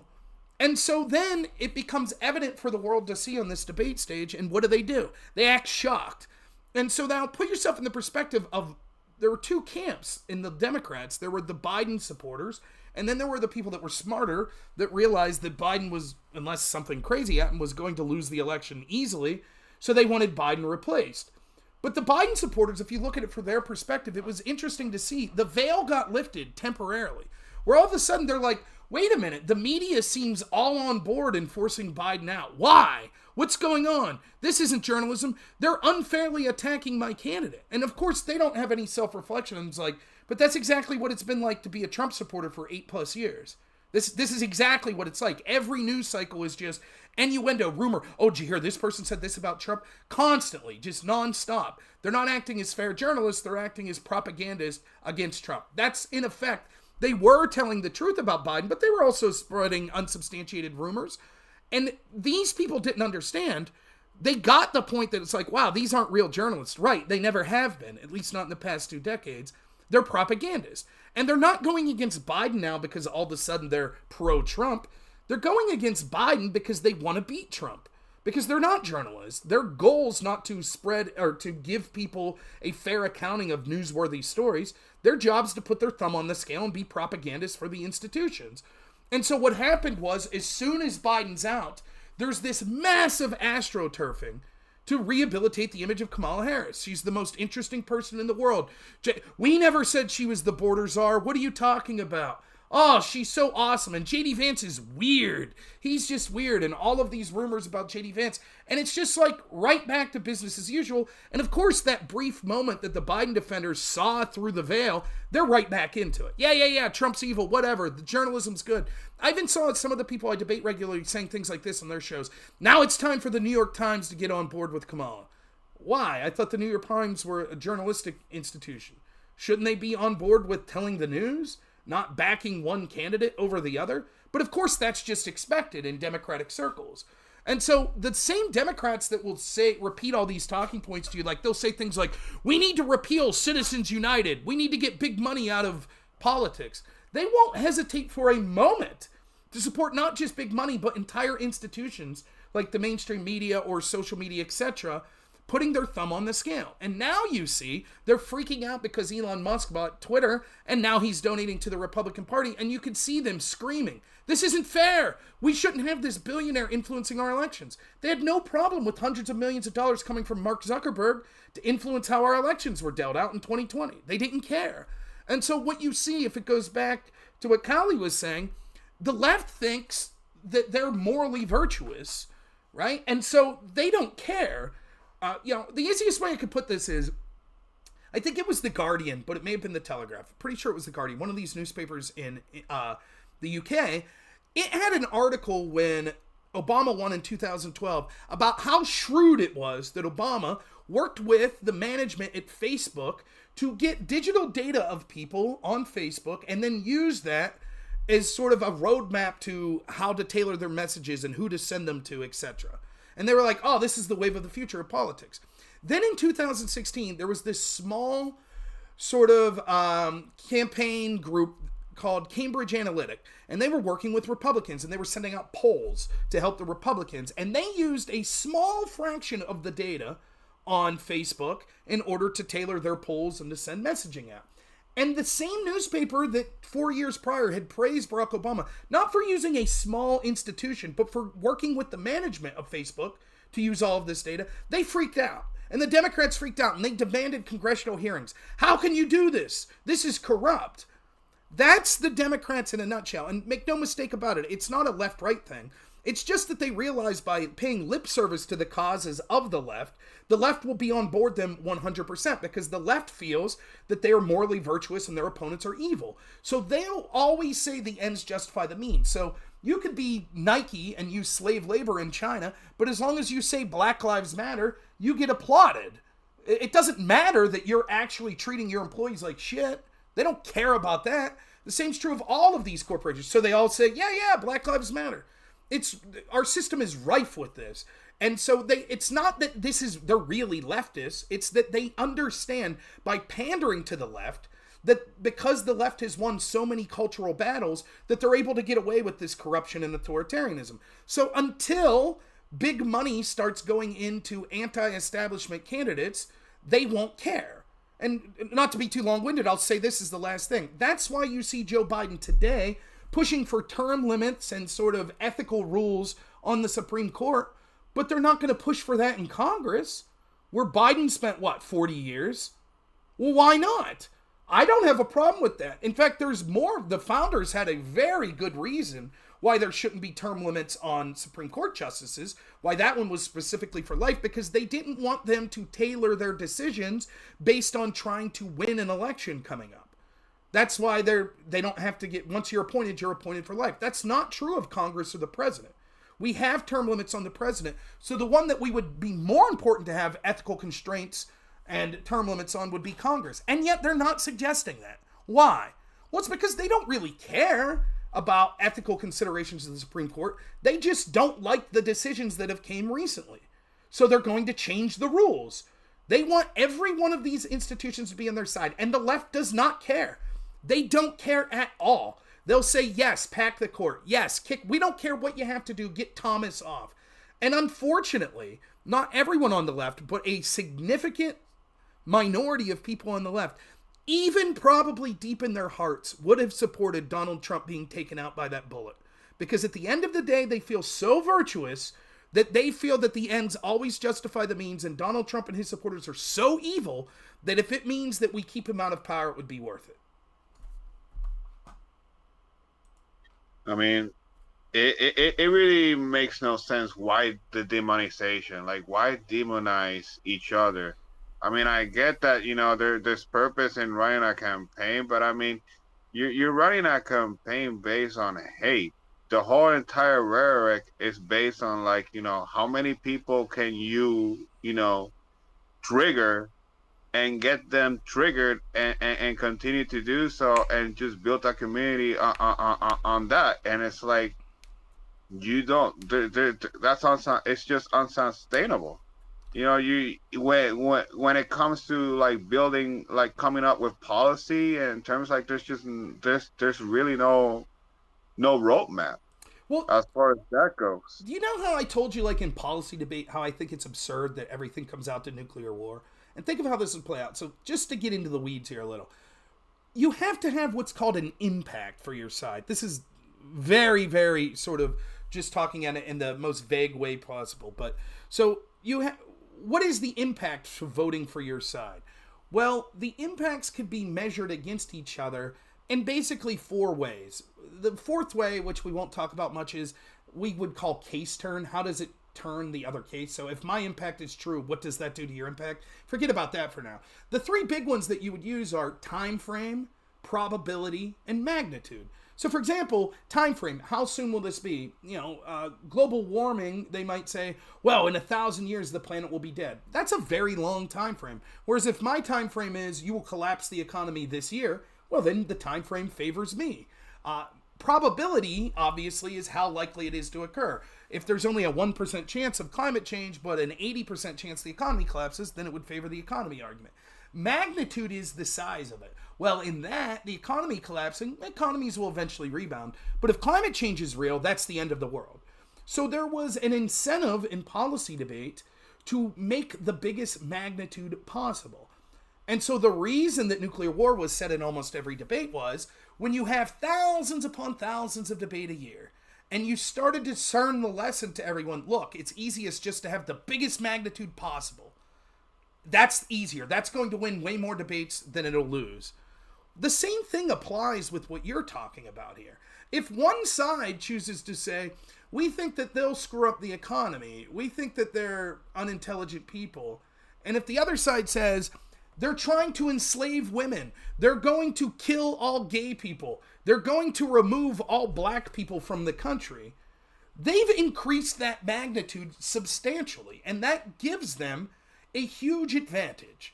And so, unfortunately, people like me that have argued for years that sort of some of the tactics that the left was using, cancel culture, calls to violence, etc., were bad, cooler heads didn't prevail. They didn't. So just take cancel culture. Unfortunately, I was wrong. I thought that cooler heads would prevail with cancel culture, but they didn't. And so now the right has learned the lesson. Okay, we'll engage in cancel culture. I want the lawfare of going after politicians like Donald Trump on frivolous claims to be ended, but it won't. It won't end until the very Democrats that are suggesting it face legal consequences themselves. And so if one side is restraining themselves and the other side wants to be as fierce as possible, if you run that experiment over and over, eventually the side that wants to be fierce will win. And so I agree. I would like there to be a minute. Now, I don't mind talking about things if you believe them. If you think Trump is a threat to democracy, by all means, say it. I think that you're wrong, but okay, fair enough. I think that these institutions are a threat to us in that they basically want to make us serfs. They want to make us totally reliant on the government and malleable to whatever they want. That's a big claim. You might say that's a very dangerous thing to say. That's true. But I also specifically tell people not to engage in acts of violence and that we have to work within the system, etc. So maybe there's room to criticize myself on, am I too hyperbolic? But I think the greater story here is the tactics of which you use. And if you truly believe that you're morally superior to your opponents and the ends always justify the means, it's not difficult to see what happens, predictably. And is anyone surprised that there was an attempt on Donald Trump's life? I'm not. That's not to say, it was a false flag or it was set up, the Democrats. I'm not saying any of that. I'm saying when you say this man's literally Hitler, and I've done it on my shows, I've talked to people that make those claims that Trump's Hitler, and I say, how far should we go? And a surprising large amount of them, they say it vaguely because they don't want to get kicked off the platform, but they're basically like, yeah, you go as far as necessary to keep him out of office. Everything's on the table. You'll never hear me say that. I don't like Joe Biden. I don't like Kamala Harris. For goodness sakes, I would think that a physical attack on either of them would be appalling to me. It would disgust me. And so, it's when one side has whipped themselves up into such a frenzy, and I know you all know, you've heard people like Destiny and the things he said. Now, I don't think he's directly calling for violence, but what do you think his audience is thinking? When they hear him say, this man, him and all of his supporters are insurrectionists, and if you go to a rally, you're effing around and finding out, and if that happens, so be it. Like, what do you think? What do you think an impressionable 19-year-old that's listening to that thinks? And that's the world we're in now, and you would like to see cooler heads prevail, but I don't know. I don't know how it ends until the very people that have wished these consequences on others suffer them themselves. The people that are doxing you, they're not going to stop until their life's affected, hopefully through the legal system. The people that are swatting people, like Tim Pool, if y'all don't know what swatting is, it's a disgusting practice where you send the police to someone's home under the claiming that there's an act of grotesque violence happening there. And so the intent is to get the cops to use force against you, possibly lethal force, which has happened. Those people aren't going to stop until they go to jail. And the establishment Republicans and Democrats, like people like in the FBI, they're not going to stop being corrupt until they face legal consequences. And so it's unfortunate that we've come to this point, but it just keeps getting crazier and crazier. The Democrats basically control almost all of our institutions, or at least they're on the side of what these institutions control.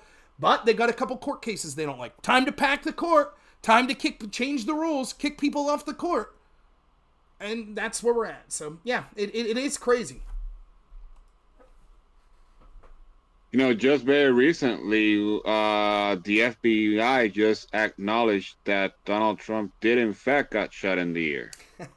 Just recently, and they still can't get into like the killer, the shooter's phone. Apparently, I mean, they can see my text, but they can't see his. I mean, it's so weird. It's like you live in a time where like now you can see people like the government. I mean, this practice of just like lining people's faces and like you feel it's on you if you want to believe it or not. But this is what it is. It's just like completely like how could you go and tell people like the FBI director like you completely have no knowledge of anything. I can understand maybe in the position that she is, that she's got so much, she knows so much sensitive information that anything that she could say or would say would get her head chopped off, or like she get Epstein or something. She you know, it's like you hear all these stories about like people like disappearing, so you never know. It's like it's like a mafia. It's just really crazy. You know, you gotta be who you support, why you're supporting it, and like in the schemes where like you know there's just so much conflict of interest. Yeah, I mean, think of, you know, you bring up Epstein. There's so many things where I read this article the other day. I wish I remember the author. He called it the common knowledge game, right? And like he's talking specifically about Joe Biden's cognitive decline, and he's like, everybody knew it. Everyone who saw Joe Biden on TV knew it. Everybody in the media knew it. All the Democrats knew it. But just like the story of the emperor with no clothes, everybody just pretends to not see it until it becomes evident. And in this case, instead of a little girl saying the emperor has no clothes, it was Biden himself. He's the one who displayed in front of a national audience like, oh my goodness, this guy's so out of it. But you have to ask yourself, why would we believe anything that these people have told us that lied to us about that? And then you start to look through and you're like, wait a minute, if they're willing to lie about something so blatant now and you're living through it, what have they lied about in history? Like, what were they lying about during the Iraq War? And you could see all of a sudden, if you start to analyze things with those sorts of eyes, you start to like pique your interest when there's certain things that you notice where there's almost in unison propaganda that comes out that's just, you can't question. You know, so for me, it's easy to see the astroturfing of Kamala Harris right now. Take Epstein. Everybody knew. Like Epstein pled guilty in like 2009 to some sort of lesser charge of trafficking a minor or, you know, some sort of act with a minor. And yet it didn't matter. He maintained his status largely. He was still hobnobbing around with influential media and political figures. Like, how can that be? And how could it be that basically they didn't do anything until Mike Cernovich, and I think it was the Miami Sun-Herald, basically started filing lawsuit to get unredacted that court case from 2008 or 2009. Then all of a sudden the FBI swoops in. Now this should be the most influential prisoner basically in the past 50 years, because we know that all of these powerful people are alleged to have done crazy things in collaboration with him. So people that would have an ability to get at you, hypothetically. And yet what we're told is that the U.S. Marshals were in charge of protecting him. He was put into a cell where 2 guards fell asleep at the same time that 2 cameras malfunctioned, and he was managed to kill himself in a way that's almost physically impossible. That's what we're told. And then we're told, and by the way, we're going to prosecute his wife because she did all this heinous stuff, but we're not going to go after anyone that she did it with. None of the people that's it. Now it's wrapped up in a nice, neat bow. News story. And we're conditioned. These news cycles come and go so fast that it'll just be left behind. Eventually, 2 months from now, this committee will come out and they'll have some finger wagging, and they'll, you know, a couple people that made big mistakes at Secret Service that they'll blame, and that'll be it. It'll be brushed under the rug and we'll be off to the next thing. Just like it was with COVID. Just like it was with the Iraq War. Just like it was with the disaster of Afghanistan situation, Afghanistan withdrawal. Just like it was with Libya. Just like it was with the bailing out the banks in 2008. It's the same story every time. There's no accountability. Everybody knows that Nancy Pelosi's insider trading. Everyone knows it. All you have to do is look at, is she the most shrewd trader in the history of the world? Of course not. How could she be while she's so busy doing all this other stuff? And yet there's no investigation. Everybody knows that it's garbage. That what? How many hundreds of thousands of new donors, unemployed donors, just came out of the woodwork to donate millions of dollars to Kamala Harris through Act Blue? We know that it's garbage, but they'll get away with it. And that's the sort of stuff that when I say, I don't mind people that are conspiracy theories, quote unquote, because there is no longer trust in any of these institutions, and there shouldn't be. That doesn't mean that those institutions never tell the truth. Of course they do, when it benefits themselves or when it becomes so self-evident. But there's no reason to blindly trust them. And we should have a society where there are institutions that you can trust. You should be able to trust the pharmaceutical industry that says, take this medicine if you have this ailment and it'll largely help you. And here are the side effects to make the best decision. But we don't have that. We should be able to trust our intel agencies when they tell us what they need to do to keep us safe. But we don't have that. We should be able to trust our media to hold truth to power and to inform the people as the fourth estate of what's going on. Because, you were talking about solutions earlier. I agree, it's nice to talk about solutions, but we can't even get to that point because of how corrupt the system is. The truth is, we live in a world where you do need people in a hierarchy to make certain decisions. Me and my neighbors and all my redneck friends, I can't tell you specifically how to fix the healthcare system. I have ideas. But what we need to do is to get upset with the institutions that are corrupt and aren't really concerned about that. That's how we fix it. We shouldn't have to come up with the exact plan to how to fix it. We should come up with the way to get the most competent people that are benevolent into these positions so that they can make decisions for us. That's what a republic is. But unfortunately, things are so corrupt, and it's not just our elected officials, it's people in all of these institutions like the entertainment industry and academia, etc. And it really is terrible. It's as bad as you're suggesting there. No, but how could you have the audacity to go on the record and say that this assassination attempt was staged? Well, ask Alex Jones. Got murdered. A bystander got shot and killed, and three other, people got injured. How could you stage that? Oh, make sure you graze my ear, on a crowded area. Like, how could you even explain that? How could you put that into, like, I can't even imagine. I can't even process it. It's definitely the dumbest conspiracy they've had up, just on the logistics of it. Like, the idea that you would have someone shoot your ear, but of course they say his ear wasn't shot, so that's part of the conspiracy. And I guess now the way they make it fit in is they say that Trump knew that one of his supporters would be shot and he didn't care. That was better for him. It's just nonsensical. And like you said, the head of the FBI, Chris Wray, goes and says, well, we're not sure he got shot in the ear. It may have been shrapnel. Only to 2 days later have the FBI say, okay, he got shot. So which is it? That the director of the FBI, who's the premier law enforcement agency in this country, who's investigating this assassination attempt, just didn't know that Trump had been shot? Or that he was intentionally feeding these conspiracies because he thinks that Trump getting shot helps his political chances the way he survived it? I would say it's the latter. He knew that Trump was shot in the ear. But yeah, it's really par for the course. Listen, I know that the right gets labeled as conspiracy theorists, and let's not kid ourselves. There are those, and I myself believe in a conspiracy or two, many of which I think ended up being vindicated and being proven true. But the left's believed in far more outlandish conspiracies. For example, the left believed that Donald Trump, since the time that he ran the show The Apprentice, was being groomed by Vladimir Putin personally to basically be a Manchurian candidate. And so that Vladimir Putin was interfering in the 2016 election to elect Donald Trump.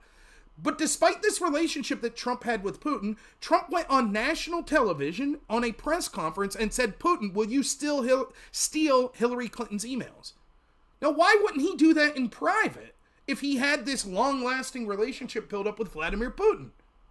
But it was clearly a joke that Trump was telling. The joke, by the way, if you don't understand it, is as follows. Oh, the FBI is looking into the deleted subpoenaed emails of Hillary Clinton? Yeah, they're going to cover for her. So the only chance we ever have of seeing those is, you know, the people that hacked her server like Russia, if they release them. That's the joke. The joke is, we all know we have a corrupt FBI that's going to cover for Hillary, which they did. They gave immunity to the guy that they knew deleted those subpoenaed emails, and he said, yep, I did it all myself, and they went, well, nothing to see here, we're all done, good to go. Meanwhile, they later then would go after Trump for mishandling classified documents and allegedly trying to obstruct justice. So they are the ones that believe in these insane conspiracy theories all the time. There's plenty of ground to criticize Donald Trump on. Plenty. And I don't think you're a terrible person if you're not voting for Donald Trump. I think you're making a poor decision, but that's okay, right? But the outlandish stuff that they come up with, that he's the next Hitler, that he's a Nazi, that, you know, this, that, or the other, it's absurd. And then at the same time, because there's institutional backing of these narratives, it becomes sort of, well, it's not outlandish then. When they say these things, it's outlandish. If you said, I think the FBI is putting their thumb on the scale to benefit Hillary Clinton or to benefit Joe Biden over Donald Trump, you were a crazy conspiracy theorist. And so you could see the clear difference. And the last thing I'll say is, you know, Alex Jones is paying $1 billion fine or civil penalty because he questioned the shooting at Sandy Hook. And yet prominent people, as prominent as Alex Jones, have gone on to media outlets, their personal social media, etc., to say that they think that Donald Trump wasn't shot or that it was staged. Do you think any of them will face those sort of judgments? Of course not. Of course they won't. And it just, again, goes to show the power of having those institutions on your side. Rob, have you ever been to a rally? Yeah. I have. I was actually going to go to the Butler rally. Butler, where Trump was shot, is about 40 minutes from where I live. And I've been there many times. Where he got shot was, there's a fair, probably the biggest fair in the counties around here, called the Great Butler Fair. Or maybe it's the Big Butler Fair. I can't remember. Anyways, I've been there several times, and I was going to go to that rally, and I had to work. I got called into work, so I ended up not going to the rally. But yes, I've never been to a big Trump rally like that, but I've been to many political rallies. And I also work with state-level Republicans here in Pennsylvania. It's sort of fundraisers, gatherings, and things like that they have. What has been your most memorable rally? Rally. That's a good question. It's not really a rally, but there's a get-together called the Rally on the Rock, that's put together by it's a Bradford County? I think it's Bradford County Commissioner, Doug McClinko, who's a friend of mine. And it's always amazing. I get to talk to, there's usually 3 or 4 Congress members that come, and I get to talk to them. One year, Jeffrey Lord was there, which was pretty cool. I got to meet Dr. Oz there, who I didn't like, and I told him that, but neither here nor there. But those are always my favorite because it's sort of like an event of jubilation. They have a gun range set up there where you could shoot. They have people serving food. They have a band that's there. They have politicians that are there, speakers that are there. And I think that represents what I want politics to be. It's a community of people coming together and having a great time and putting culture into it as well, while simultaneously advocating for real-world politicians and political positions that will help them. So those are always my most memorable. Unfortunately, I missed the last 2 years of them. That usually occurs in July. It was just a couple weeks ago, so unfortunately I missed it. But that's my favorite rally to go to normally. You're planning on going on a rally anytime soon? I'm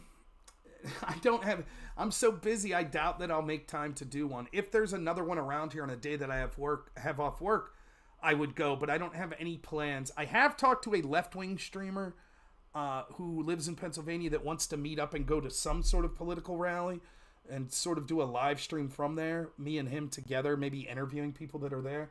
But I don't have anything specific lined up. What I do is I always have a 24-hour before the election special, and most of the time I have guests that are at live rallies as that's occurring. So last year, I always do that in election year. So in 2020, I got to talk to Glenn Thompson, who was on the plane on Air Force One with Trump 2 days before the election, and so I was talking to him right before he got on Air Force One. So it doesn't really count as going to a rally, but definitely trying to promote the rally and do my best to get out the vote there. You know, you definitely are well-rounded in in the debating space and being able to debate people. Like, is there anyone that you would like to debate with? Like, I could pair you with someone like Ben Shapiro or Tim Pool. Have you ever like thought about debating them two? So I've done Tim Pool's show, but we were largely in agreement. I would debate either of them, absolutely. For me, the people that I would really like to debate is I would love to debate the Washington Post Philip Bump, who said a lot about the Burisma scandal and the Bidens that I think I would absolutely wreck him on. I would love to debate from MSNBC Mehdi Hassan. I think that would be a fun debate I would really enjoy having. You know, people that are bigger on, I would love to debate Hassan Piker, but he doesn't debate anyone, but I think that would be an easy one. I think the more interesting question is, I would debate anyone, but who would I not want to debate is probably a more interesting question. There are people that I think would be very difficult for me to debate, particularly people that talk about subjects that I disagree with, that I find difficult to deal with. So there are people like Jared Taylor, who's sort of a white nationalist, who I think is incredibly intelligent and I vehemently disagree with. But you really hesitate to go into a debate with someone on a subject that you think's important, that you feel outgunned on. And that's how I would feel. Now, I would research my butt off if I got that debate. It would probably be more of a conversation. But yeah, I would debate pretty much anyone. I would love to debate more high-profile people in politics. I mean, shoot for the moon, right? I'd debate Kamala Harris or Joe Biden. That would be interesting. I don't know how many more debates he's got in him, but I would love to do that. But realistically, you know, I think people that are, you know, for example, Mehdi Hassan has done Piers Morgan's show Where Destiny Goes. So there's a reasonable chance that I could get to debate him at some point. So that's someone I would love to, that maybe I have a shot. Ben Shapiro and Tim Pool, I don't know what we would debate against each other on. Shapiro, there are definitely things, but we would probably have more in common than disagree. So it might be difficult to find a subject to debate on. Yeah, I see. Like you will probably, it would be a more dynamic debate with someone that you could find more points to disagree on than things that you agree on. It's like it might not seem like is it even purpose to debate with someone of your same party affiliation, so to speak, or is that even like you can always find like look, they have primaries for a reason, right? Sure. I mean. Well, that's it. You know, here's what I always say. If you're someone who's trying to think for yourself, you'll never find someone that totally agrees with you. Which then intuits you'll never find a political party that totally agrees with you. So absolutely, you can, and there is, in fact, there's maybe more utility in debating people that you agree mostly on, but disagree on specific things, because those people, you're more likely to be able to change their mind. If I debate some big lefty, I'm not going to change their mind, but that's not really the intent. The intent is people that are watching to make them think, to possibly change their mind. It's very rare to actually change the mind of someone. It's happened, but it's very rare, because I think most people are more interested in winning or on their side being correct than actually coming to a conclusion of what the actual on-the-ground truth is. And I myself may be guilty of that to some degree as well. Now, the question is now the time to have a debate with Ben Shapiro? Well, no. Primary season probably was. I would still have the debate with Ben Shapiro, but this is something I run into all the time. Like, we have an election coming up that I'm trying to put my focus into advocating why I want my side to win. Do I want to debate with the DeSantis people that hate Trump? Well, no, because I'm trying to convince them to vote for Trump. So I might debate on why they should vote for Trump, but am I going to pick a fight with them? Probably not. You know, there was a time and a place for that debate, and that was in the primary. Now, that's not to say that I'm unwilling to have those debates, but I get all these offers for these subjects to debate all the time. You know, I'm setting up a debate right now on COVID. Okay, I think that that's a very important debate to still have, but I mean, for goodness sakes, we're in a news cycle where both candidates for each major party, one dropped out and the other was almost forced out via a bullet. So it seems like there's a lot to talk about. I'm debating all of these people on, was January 6th an insurrection? And the irony is, my actual doing the debate is a perceptual loss for me, right? Because every moment we're breathing about things that are possibly negative for Donald Trump is a moment the Democrats are happy with. So they want to debate this. They don't want to debate the rhetoric that possibly is responsible for Donald Trump being shot. They don't want to debate the record of Joe Biden, or they don't want to debate why Kamala Harris lied about Joe Biden's cognitive decline. So they'll say, January 6th, let's talk about that. Let's talk about Trump's, other court cases. And it doesn't matter that I think I'm right on those cases. That's fine. The mere fact that you're having that debate is switching the narrative. And it's one of the things that the establishment and the face of that is the Democratic Party are very good at. They're very good at controlling the narrative. If I was to tell you 2 weeks ago that basically no one in our mainstream institutions would be mentioning the assassination attempt on Donald Trump, you would say that's ridiculous. How could that be? That's got to be the biggest news story for the next 2 to 3 months. And yet it's not. Biden dropped out. Kamala Harris, cool memes about coconut trees. That's it. That's the story. And so it is one of the things, one of my weaknesses is, because I'm doing this more for my entertainment and I love debates, I'm willing to take debates on a litany of subjects, and oftentimes my opponents know that they're controlling what subjects we talk about to benefit themselves politically. And so in this space, where the online debate sphere that I run circles, almost all of the panels and debates are ran by people that are left-wingers, and they're picking the subjects. So, for example, for 4 years, when I wanted to debate Russiagate and how corrupt it was, no one cared. No one wanted to debate it. Didn't care. But for January 6th, we'll debate that for the next 20 years. Every week, I'll get an offer. You want to debate January 6th? Right? And it doesn't matter if I win or lose the debate. If I'm talking about January 6th, I'm not talking about all this other stuff. And so, it's interesting how you view that out gamesmanship. But yeah, I mean, long answer to, sure, I'd debate Ben Shapiro, and I think there is utility in those sorts of debates. When you get to 3 months outside of the election, I'm primarily going to focus on the election. I want to ask you like a more speculative question in regards to the elections. Like, what are the swing states to watch? And don't say Pennsylvania. Oh, well, that was going to be... Pennsylvania, obviously, and I live here, so it's... I think Michigan, Wisconsin, Georgia, Arizona, Nevada, those are going to be the states that really decide it.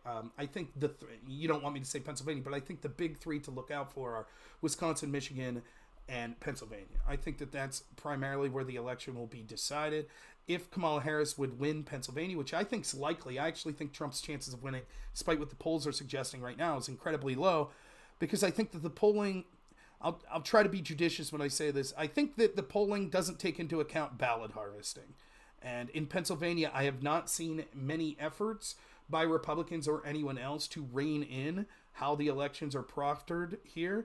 And so I don't anticipate seeing a change. I think the Democrats will win Pennsylvania. And as such, then it looks like Trump's going to have to win both Wisconsin and Michigan, if my math's correct. I'm not looking at a map. So that's where to look.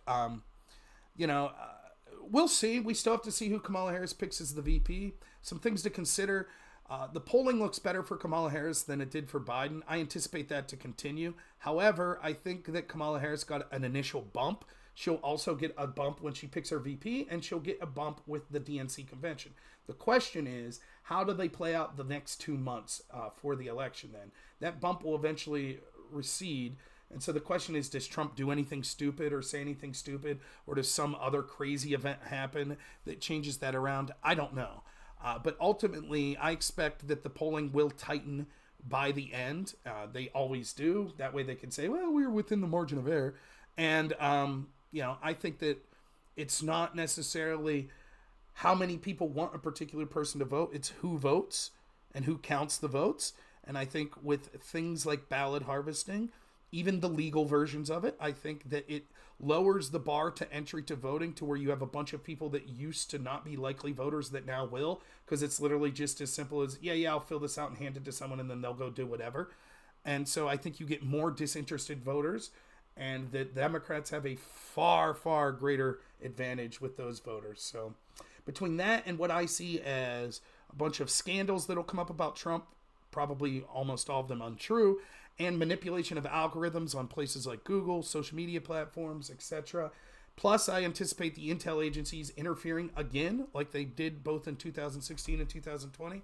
I think that will mean that Kamala will edge out, or whoever they replace Kamala with, because if they feel they don't have a chance with Kamala, they will force her out just like they did Joe Biden. They literally don't care, and their supporters will clap like seals and say, yay, it's all good, democracy. So I would put the chance of Trump winning at this point, I'd said 5% in the past. I'd put it at about 10%, but I still think it's incredibly low.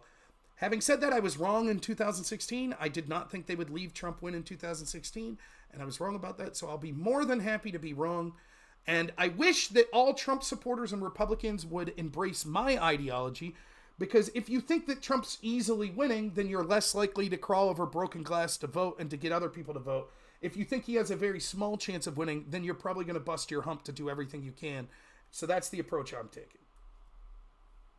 You know, the reason why I told you like not to include Pennsylvania, because I already knew that Pennsylvania is a big swing state, if not probably the biggest and more important one, because it was one of the definitive swing states of the previous election. And I remember when Donald Trump got elected in 2016, when they declared Pennsylvania, like when they called Pennsylvania for him, when he officially won Pennsylvania, they were already declaring him a president at that point. And I remember that when he won Pennsylvania, there was another couple of states, but Pennsylvania specifically, I think that was when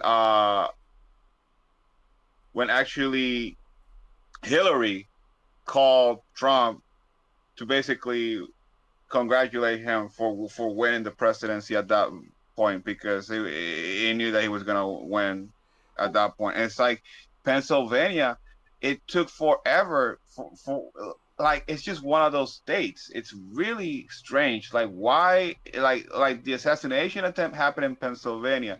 There was just so much fuckery in the previous election with that particular state. I mean, it was North Carolina and Pennsylvania, but everybody was just hovering around Pennsylvania because it took forever. You know, I feel like it's interesting that you brought up Nevada and like the Midwest, because, you know, you got Texas and then you got California. Those are like big swing states, you know, but everybody knows that California is always going to turn blue. But, you know, when it comes to like the Midwest with Nevada, Arizona, you know, that section right there, that could be that could be a strategic place for Trump to do most of his campaigning. Yeah, I think Trump's needs to do better on his ground game, particularly in those swing states. You know, Arizona, you see, you know, how close those elections were, even in 2022. That's a state that's going to teeter on the edge for now of Republican and Democrat. You know, the reason Pennsylvania is so significant is because it's a state that could go either way, and it has, I think, 19 or 20 electoral votes. So it's a big state. And so you have to think of it this way. It's not just that you gain 19 votes in your quest to 270, but you actually take that away from your opponent. So that swings tantamount to almost 40 electoral votes there. That's why it's so important. And that's why I was appalled in 2020 at the changing to voting. What we had was called Act 77 that was passed here, that made mass mail-in ballot something that was you know, now legitimate in Pennsylvania. And I remember the night of the 2020 election, I was on with a fellow streamer, and he was like, "Oh, good. It looks like Trump's up like 200,000 votes in Pennsylvania." I said, "He lost." He's like, "What do you mean?" I was like, "Wait until the mail-in ballots come." That's what I said. Like, I knew what was going to happen, and that's exactly what happened. It's what happened in places like Georgia as well. There's a reason that most first world countries don't allow mass mail-in ballots like this. It's not that there's definitely cheating. It's that it's way easier to cheat. So even if 2020 didn't have cheating, it is clear to see that if you just have ballot drop boxes and mail-in ballots, it makes, whether it be a domestic actor or a foreign actor, it makes it easier for them to cheat. And so, it shouldn't occur, and but it is what it is. There's no sense complaining about it now. The Republicans in Pennsylvania are feckless and weak and corrupt. They have done nothing really to change that system. They allowed it to occur in the first place. I am familiar with Pennsylvania Republicans. There were a handful that were good. Russ Diamond was one of them who ran for state office. He was in state office, and I believe he was running for lieutenant governor here in 2022. He was good. There was a handful that were good. Most of them were parroting things like 15 days to slow the spread. If you go back and you watch my videos at this time, you can hear me saying this is going to cost Trump the election. It's going to sabotage the economy. They're going to change the way we vote. No one listened. And they didn't make any significant changes from 2020 to 2022.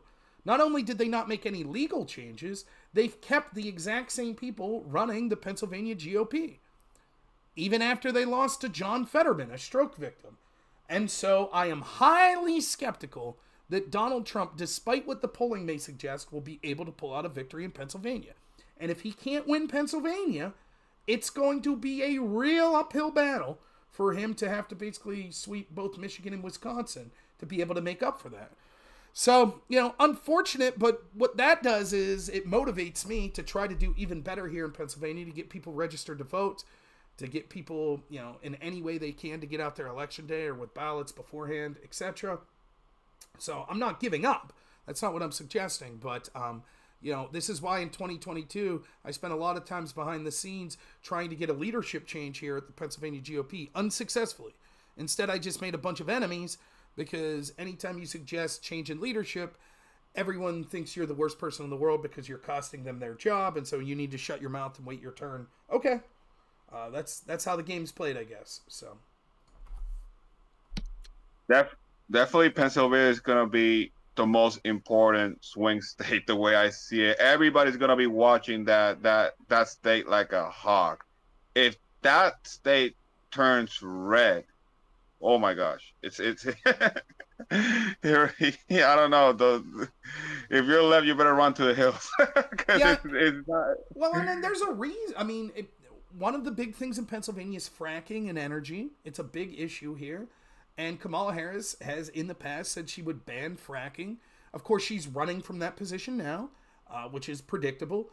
But it'll be our job to let people know. Someone who's willing to tell you on a whim, by the way, I'm going to ruin your way of life, like with the snap of a finger.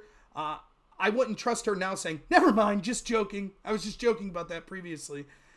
So there were definitely disadvantages that someone like Kamala Harris, who's seen as the most far left member of Congress or member of the Senate by some metrics, that would be disadvantageous here in Pennsylvania. I wouldn't be surprised to see Kamala pick Josh Shapiro, who is sort of a popular governor here in Pennsylvania, who's a Democrat, to see him be the VP. Josh Shapiro is a guy that I could talk to my Republican friends that don't have a lot negative to say about him. I do, but they don't. And he's not as egregious as someone to them like Kamala Harris. So I think that would do a lot to helping shore up a Pennsylvania victory for Kamala. But we'll see. For goodness sakes, predictions are so difficult. They forced Biden out, which I predicted they would, so I guess they're not that difficult. But they forced Biden out 3 weeks or 2 weeks after Trump almost got killed. So who knows what next month will bring, I guess.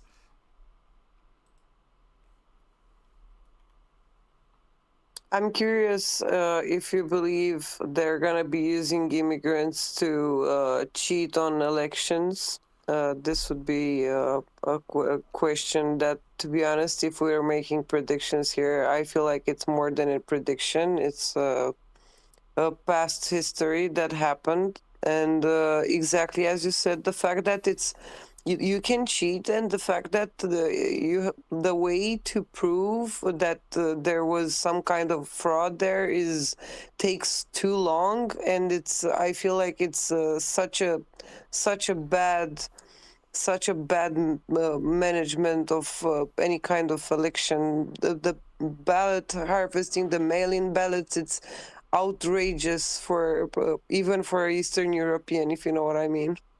Yeah, so you have to be really careful with this question. Let me answer it in the following way. I think that the most likely way to use illegal immigrants to cheat wouldn't be the illegal immigrants themselves voting. I don't know how much. I'm assuming that occurs. I think probably the majority of that is maybe accidental, but there's certainly probably purposeful illegal immigrants that know they're not supposed to be voting that do. However, the way you do it is you get ballots sent out to those illegals who someone else then fills out. That's how you would do it. And if you look at polling from a place like Rasmussen, I'm not going to have the specific number in front of me, but they did polling of the 2020 and 2022 elections of mail-in ballots, and they just asked questions. And one of the questions they asked was like, did you fill someone else's ballot out for them? And it was like over 20% of people said yes. That's illegal. You can't do that, right? And so let's say that at your home, theoretically, you get a ballot for your husband and for yourself. But there's also 3 more ballots from people you never heard of that get sent. Do you fill them out? No, it's illegal and it's immoral. But how many people say, oh, okay, I'll fill them out, send them in. That's how things like this occur. Like, go back to the Act Blue scandal that I was talking about previously. James O'Keefe did a big expose on this where they got if you don't know, Act Blue's a big, like, I think it's a PAC, right, where people donate to. And so you send all this money to Act Blue, and then they give it to Democrats.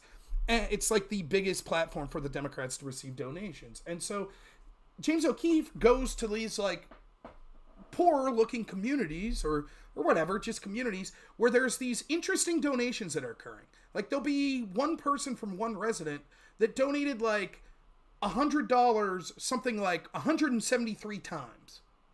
And so he'll knock on the door and say, hey, have you ever donated to Act Blue? And they'll be like, yeah, I think I sent $10 once.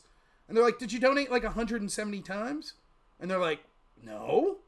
Well, this says you donated like hundreds of thousands of dollars. Oh, I don't have that money. You can see the home I'm living in. I don't have money like that.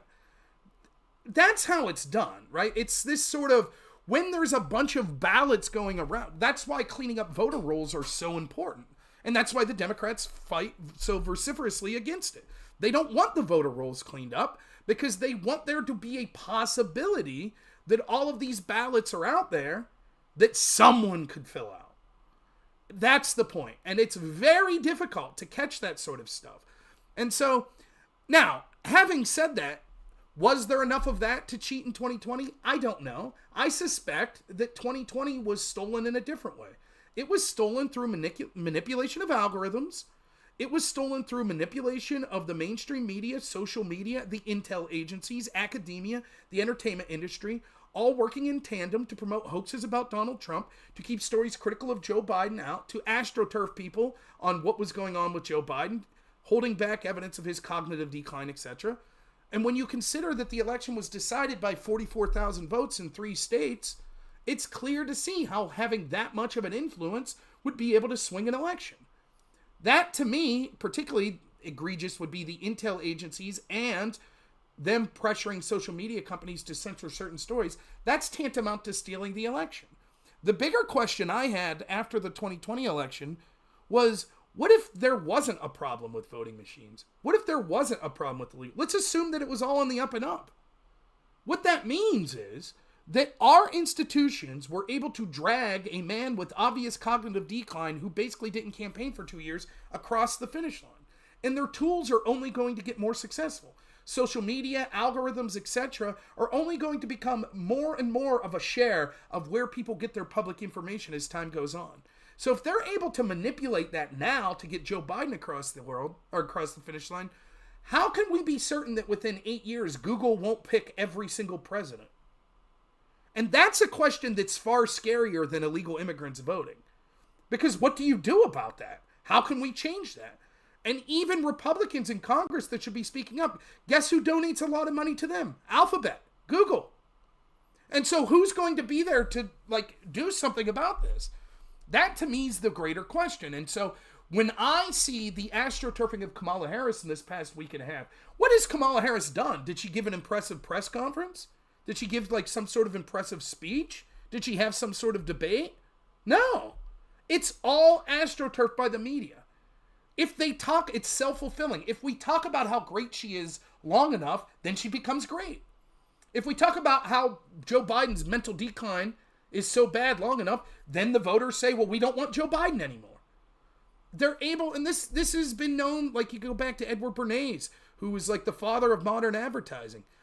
It's, one of my favorite quotes from a movie is from the first Men in Black movie, where Will Smith's talking to Tommy Lee Jones about when he's, getting the speech of like, okay, do you want to become a Men in Black? And Will Smith's basically like, how haven't people figured this out? And Tommy Lee Jones says, a person is smart, but people are dumb, stupid, fearful animals, and you know it. That's true. An individual is smart, but you'll always be able to convince large swaths of people through the use of manipulative propaganda. And the question is, can you convince a plurality of them? And the answer is yes. Yes, you can. You could convince a plurality of people that Joe Biden doesn't have cognitive decline when he absolutely does. You could convince them that you didn't know when it becomes evident to those people that he had cognitive decline. You could convince them that, you know how we told you for years that Kamala Harris was the border czar and someone who had a lot of authority at the border? Yeah, that never happened. We made that all up. Nope, never mind. It is amazing the tools that these propagandists employ and how successful they can be. And so the greater question to me, of course it's important to try to rein in things like mail-in ballots and things like that make it more likely and inevitable there will be cheating. But I see the greater threat as the control of information, which also is why political violence is so stupid, because the war at this point isn't fought with physical violence, it's fought with information. Mike Benz, who's one of the best people that talks sort of about online censorship and the intel agencies and how they went from using an open and fair internet to help have color revolutions in countries around the world to now wanting to censor it because they see it as leading to revolutions back home. He talks specifically about how one of the slideshows that one of the guys in NATO put on, one of the leaders, said NATO from tanks to tweets, that the new warfare will be fought with tweets and not tanks. And that's absolutely true. That doesn't mean that there won't be conventional wars. God willing, it takes a long time to get into World War III, but we seem to be inexorably marching closer. But the real battle is fought with information. And if you could convince 51% of the country that Kamala Harris is the greatest, smartest person that's ever lived and Donald Trump's a Nazi, then you don't have to fraudulently fill out one ballot.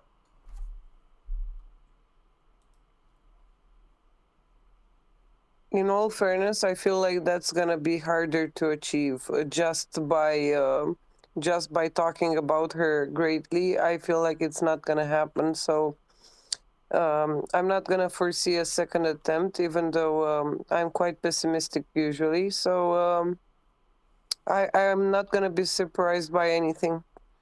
Yeah, it's unfortunate. It would be nice to have integrity in our system. It would. Like, it would be nice. I mean. And here's the other thing, like with all of the demonization that went on to Trump and Trump supporters about thinking that there was theft in the 2020 election, never forget that the Democrats were planning to do the exact same thing. For example, in my state, before he was governor, Josh Shapiro was attorney general. He said a day before the election, he was 100% positive if all votes were counted, Trump would win. Well, what's he really saying there? Well, if Trump would lose, I'm sorry. If Trump wins, that means that all the votes weren't counted. Something happened. There was something called the Transition Integrity Project that was ran by a bunch of Democrat donors, media people, etc., that war-gamed out scenarios that could occur after the election. The scenarios included Trump winning, Trump losing, winning in the popular vote, losing the Electoral College, etc., etc. You know what they planned to do? One of their strategies? If Trump had won, they were going to file for alternate electors. They were going to work with protesters to take to the street. They were going to suggest that states like California threaten to secede from the Union unless the Electoral College was disbanded. So the tactics, the truth is, because of the lack of faith in our... And remember, there were articles all over the place going into the 2020 election. I remember this vehemently. Donald Trump is personally ordering the post office to remove mailboxes so people can't submit their ballots via mail. These were real stories that were occurring. And so if Trump had won in 2020, there would have been just as strong, if not a stronger condemnation of that election from the Democrats that you saw from Trump and his supporters when he lost. There is no faith on any side. If Trump wins any election, no matter who wins, Trump or the Democrats, that's decided by 100,000 or so votes, or even more than that, a couple million votes, people are not going to believe. They're going to say that there was cheating. They're going to demand investigations. That's just the way it's going to be. And that's the fault of the institution itself. How can third world countries have elections where the ballots are counted within 24 hours? But in the United States, it takes weeks and weeks and weeks and weeks. How can that be? Remember, the first national significant election that occurred after the 2020 election was in New York, where there was an election for, I think it was for governor or for mayor, attorney general, etc. in New York. And I believe it was Mayor Adams was favored to win, and the polling showed, or the initial counting of the votes showed that he was losing. So he raised his voice and said, I think there are problems here. And of course, people like me picked up on it and said, oh, that's election denial. You can't do that. But he was right. You know what the problem was? They had accidentally submitted thousands of, quote, test ballots. So they weren't real votes that were for the opposition. It took weeks to sort this out. How can that be? We were just told the previous election was not just good, but it was the most secure in history. And then the election immediately following, it's just an absolute cluster mess. Impossible. And so I'm telling you, like, as with always, the stuff that the left gnashes their teeth and screams about, oh my God, election denial, blah, blah, blah. They denied the 2016 election for 4 years. A YouGov poll in 2018 showed that roughly two-thirds of Democrats believed that Russia hacked voting machines to install Donald Trump, something that was never occurred, right? But that's what they believed. That was all okay. It was absolutely fine for them to believe that. Now Trump people are evil for not believing the results of the election. Now you get your YouTube channel banned if you talk about it. And now if Trump wins again, they'll go right back to denying elections, demanding court cases. If there's a court case that goes to the Supreme Court and it rules in favor of Trump winning the election, not only will there be riots, but there'll be claims that the Supreme Court justices are bought and paid for and they can't be trusted and that it was a coup and Trump stole the election. Every one of us know it. The reason that businesses around this country were boarding up their windows in November of 2020 wasn't because they were worried Trump would lose and Trump supporters would loot their businesses. It was because they were worried that once more, just like in 2016, and just like we saw in the Summer of Love in 2020, that the left would be pissed off about a political outcome and they would riot. And it wouldn't just be against public buildings, it would also be against stores and homes and looting, etc. And so that's, I understand that the left is very good at controlling the narrative, and it's these dirty Republicans and right-wingers that don't trust our election systems. Wait and see how quick they change their tune if Trump would win. And you'd like to say, that'll do something. It won't do anything. They'll get away with it too. Judges across this country will be willing to hear any court case alleging any wrongdoing. With Trump's claims, they'd say, nope, no standing. Nope, we're not going to look at these cases. But that's the problem. It's not just us online people. It's not just random streamers. It is that these people feel that they're morally virtuous and that their opponents are evil. And that's true of judges. And that's true of attorneys. And that's true of politicians. And so the things they're willing to do, it's incredible. If I was on a jury right now of Joe Biden, despite me not liking Joe Biden, I would try my best to look at the facts. And if I thought he wasn't guilty beyond a reasonable doubt, I would vote not guilty. But most of my people I debate that hate Donald Trump, it wouldn't matter what the charges were. They'd be like, guilty. Trump's guilty. Just like Sam Harris said. He said, I wouldn't care if Biden murdered someone and Hunter Biden had a dead body in his basement. I don't care. Trump's loathsome. Look what he did with Trump University. So yes, we censored him. Good. That's how they feel. They think this man's Hitler. So if you could stop Hitler by finding him guilty, even if you didn't think he was guilty of this specific charge, well, we know he's guilty of other things. And so wait until you see how quick it changes, and nothing will be done about it. Republicans are feckless. And again, at the top level, the establishment Republicans want rid of Trump and anyone connected to him anyways, because he's an outsider to them. They want the Democrats to win. They don't want Trump to win. So there won't be any serious pushback, just like there wasn't any serious pushback on the corrupt FBI spying on Trump's team. Nothing happened. They got away with it. And nothing ever will happen. So it's a bleak outlook, but, there's still things to be happy about culturally, and hopefully everyone has great personal life. Have a kid, man. Have kids. Be good parents. Understand that there's cultural people that are getting upset with sort of the way the situation's occurring. But yeah, it gets bleak when you look, how far do we have to go to see that there's hardly ever any consequence of any significant player that engages in this corruption? And you just have to get used to it, unfortunately. So, Rob, what would you think would be the most important debate that anyone could have right now? Or what would be the debates that you would want to see, uh, or on what theme? So for me, it's corruption. I think that corruption is the theme. How would I put that with specificity right now? The debates that should be occurring is, why did almost every major institution in this country lie about Biden's cognitive health? Everyone. Who is the president right now? Who is it? Is it Kamala Harris? Is it Biden's handlers? Is it Hunter Biden? Now, as I was having all these debates about the corruption of Hunter Biden, who, remember, in a text or email, I think it was an email, said that he was working with the spy chief of China in a business relationship with him, we're now being told that he's basically the chief of staff of Joe Biden. For years, I was told, oh, whatever, it's not like Hunter Biden's the president. Who cares if he did something corrupt? Well, now he is. At least it seems like there's a good chance that he's the one who's controlling Joe Biden. How do we feel about that?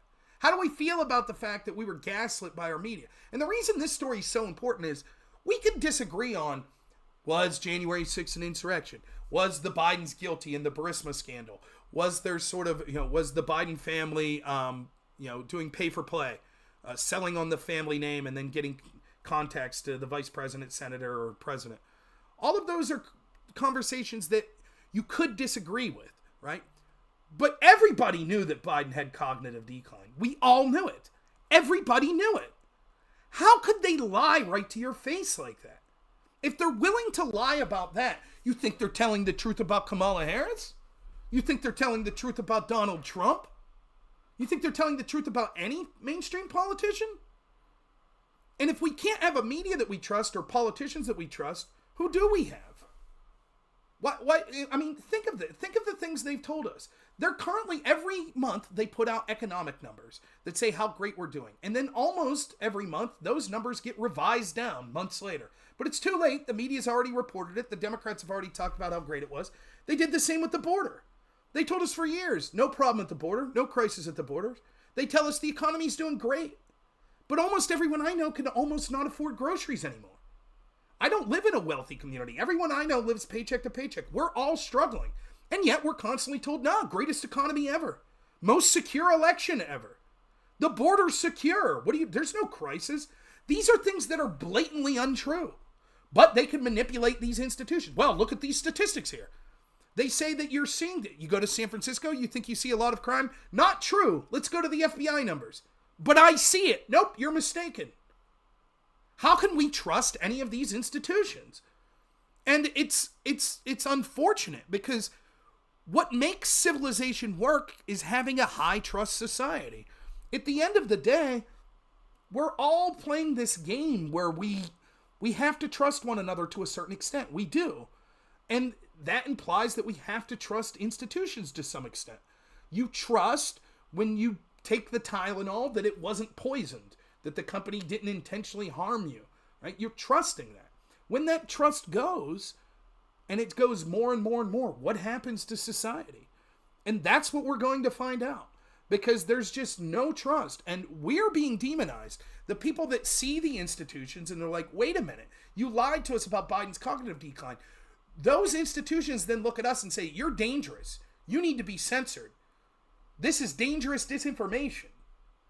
And so, will they win? We'll see. Hopefully not. Hopefully enough people wake up. But I think change will start culturally before it starts politically.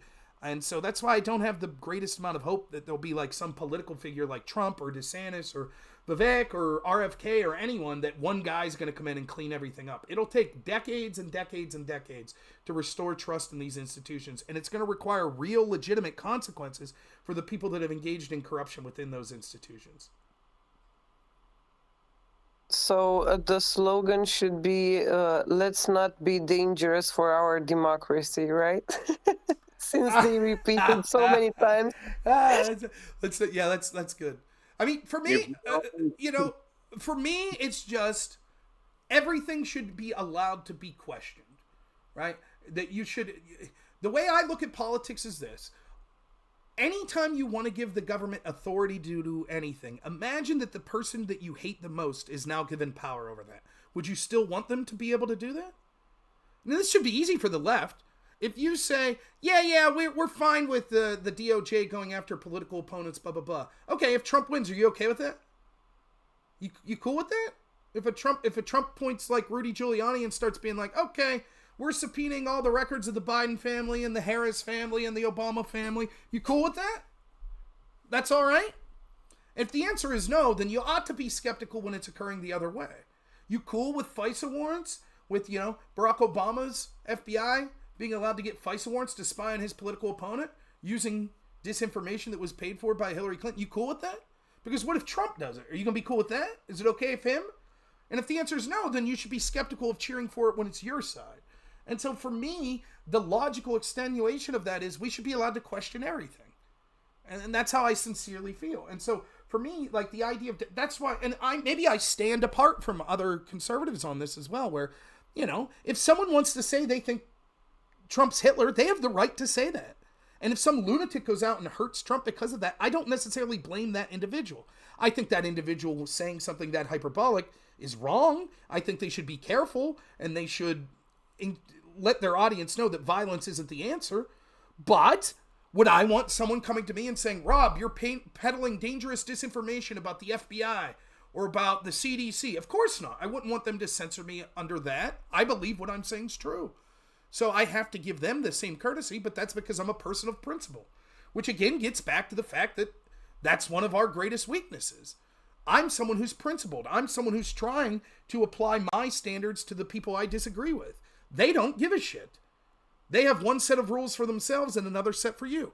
When Trump says fight like hell, that's then taken to court as an example that he engaged in an insurrection.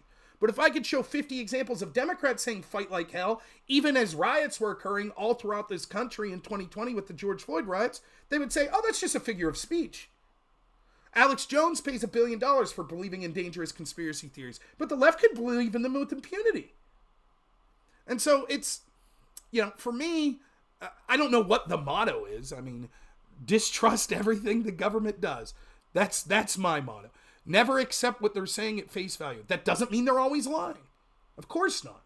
If the government says, hey, there's a Category 3 hurricane coming, there may very well be. It's not, no, I don't believe it because it's a government. But you shouldn't believe them at face value.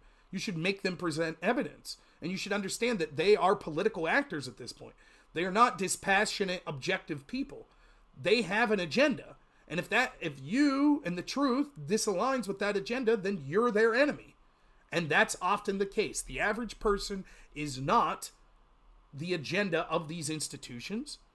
They exist to promulgate their own power and their allies' power. And as long as you're not in the way of them, that's fine.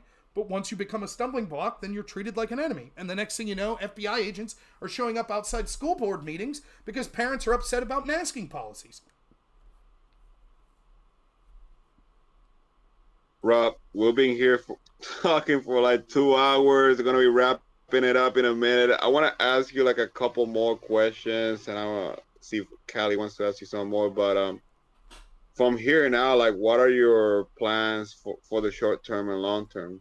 I know you briefly spoke on what you were planning on doing in the short term, but if you could elaborate more for the long term.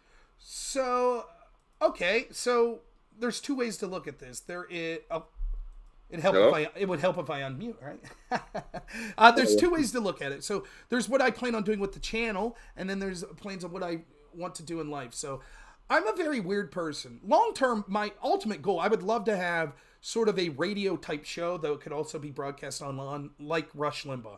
I love that format. I think that ultimately what I would like would be to have a benefactor, someone who could afford to pay me so I would no longer have to work the ridiculous hours I do. That would be able to pay me so I could do like a daily show or a 3 times a week show where hopefully I would have a producer that could kind of be my assistant and just do a show like that. That's what I would want. And then also go places like Piers Morgan's show, Tim Pool's show, other shows like that where I could hopefully debate people. That's what I would envision long term for my channel. Except I don't know that that's what I want, because part of me wants to just be a dad and be a redneck. And I honest to God feel that way. I'll tell you right now, if I was filthy rich, I would love being filthy rich. But I don't know how important it is to me. I want to make sure that I can always provide for my wife and my son. But, We exist in a world where you get death threats if you're a big name, where your family's brought into stuff. It's depressing to talk about this stuff. One of the worst weeks I've ever had streaming was the immediate week following Trump's assassination attempt. I did not have fun. I didn't have fun watching people that I've interacted with over and over, who I thought we had hearty disagreements and we called each other names and whatever, all of a sudden spiraling out of control, talking about, well, maybe Trump had it coming. Maybe all Trump supporters have this coming. That's not fun. It's not something that I want to ruminate on every day. And, you know, it's a lot of pressure and a lot of work. And I just don't know sometimes. Sometimes, you know, I wish there was someone out, I wish there was someone out here doing what I do better, then I wouldn't have to. I wish there was some right-winger going into these debate spaces like crazy and just tearing people up. But I don't see a lot of it. So I go back and forth. Do I want to become a big streamer with thousands of people watching me every night? I guess. I think. But I don't know. And I think that hesitancy harms me, because I think that subconsciously then sometimes I make some self-sabotaging decisions. Because how do I, I'll just briefly, like my job, I do block shifts. I'll go to work. I'm there, 90 hours in a row. I don't get to be home. And then I go home, and how do I tell my wife and kid, I gotta go upstairs and do this 4-hour debate? It sucks. And my son's getting to the age where he knows and where he misses me. So I don't know. I think my long-term plan is going to still be to keep pushing this. I'm working with this guy in Pennsylvania named John Ward, who's really cool, who's trying to set up a network of streamers in Pennsylvania and trying to build a studio. It won't be a type of thing where I could be at that studio, but I look forward to working with them. I also want to make sure that I'm doing more for this election, specifically in 2024. So I'm going to try to do even more registering people to vote, making calls, knocking on doors, setting up what I can with streams, with politicians, etc., to help them out as much as possible.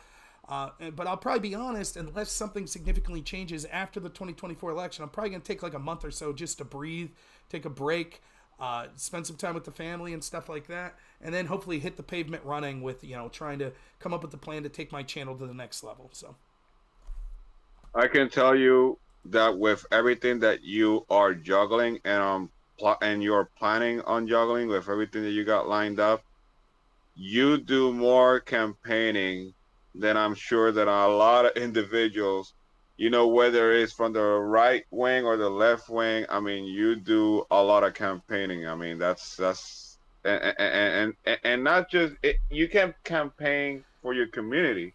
You don't have to necessarily campaign for Congress, for a position like that. Like, you just do it for the culture. You just want to, like what you're doing, you want to get people to register to vote.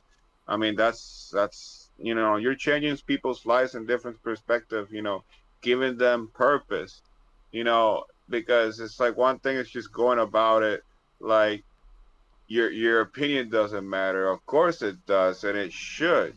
But people get discouraged because as they see all this corruption and everything going on, it's like, you need to know that your opinion absolutely matters. And if you can influence and if you can build upon your opinion and create a platform for yourself, you can really, like you mentioned earlier, you can really affect people in a plural way, So Rob, well, I thank you. I do thank you for those kind words. But let me say one brief caveat to that.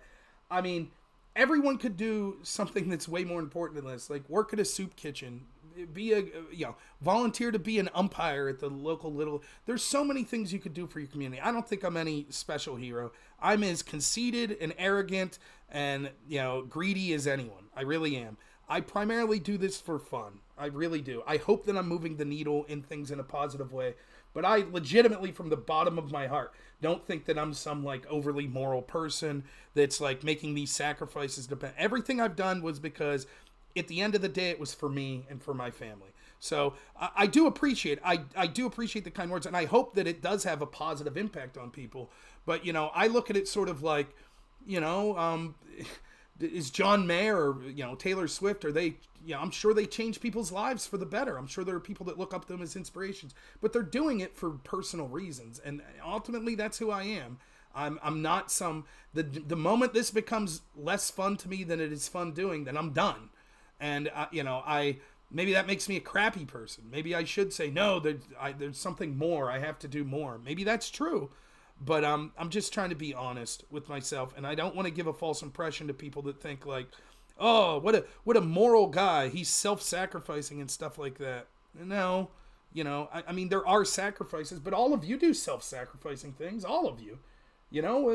I'm sure, Ferdinand, there's times where you're like, no, I don't know, maybe I don't feel like doing this tonight, but you feel like you owe it to your audience and your co-host, and so I'm not, I don't know, I really do appreciate the praise, I really do, and I do try to do things that move the needle politically, and there's a lot that I do that I don't talk about, but at the end of the day, I think that I know people in my personal life that do absolutely nothing with politics that I look up to, who I think do way more for their families and communities than I do. So I just want to make that clear that I don't think that I'm some special person or anything. It's interesting. I watched today the movie Deadpool and Wolverine, and there was like a lingering like message in the movie that I noticed, like how like you're always the wrong guy. It's like you're not really cut out for that job. You're like the whole premise of the movie is like Deadpool wanting to be an Avenger and they won't let him because he's just, I mean, look at him. He's that, and it's like, it's like you wanna be that guy. Like you wanna be like that knight in China. You wanna be that hero. You wanna be not just that hero, but a prestigious hero that everybody that looks up to, that Captain America, or whatever you wanna call it in real life. But you don't have to be Captain America. You can just be you and do it and you can stay on your own lane basically and just do your thing at your own pace, and it's all good. You don't necessarily have to be that guy, but you can be that guy by being the wrong guy. Like, look at me. I may not be like politics may not be my niche for that matter. I mean, I talk to a lot of founders and a lot of Web3 artists. Like, I mean, pretty much. I lean towards like talking to content creators in the Web3 space, but I speak to everybody. And just because I could wear a hat doesn't necessarily mean I have to wear the uniform. I mean, there's people that deserve to wear that uniform, and I feel like you have to put yourself in a position where you might not necessarily be familiar with, but you want to be there because your community appreciates it. So I feel like everything that I do here, for better or for worse, someone's going to appreciate it. It's going to resonate with someone. And like, I see purpose in every single conversation, every single person that I talk to, whether you're right wing, left wing, libertarian, whatever. I mean, I feel like there's purpose in having these conversations all in all. So, I don't know, Kylie, you got another question you want to ask Rob before we wrap this up?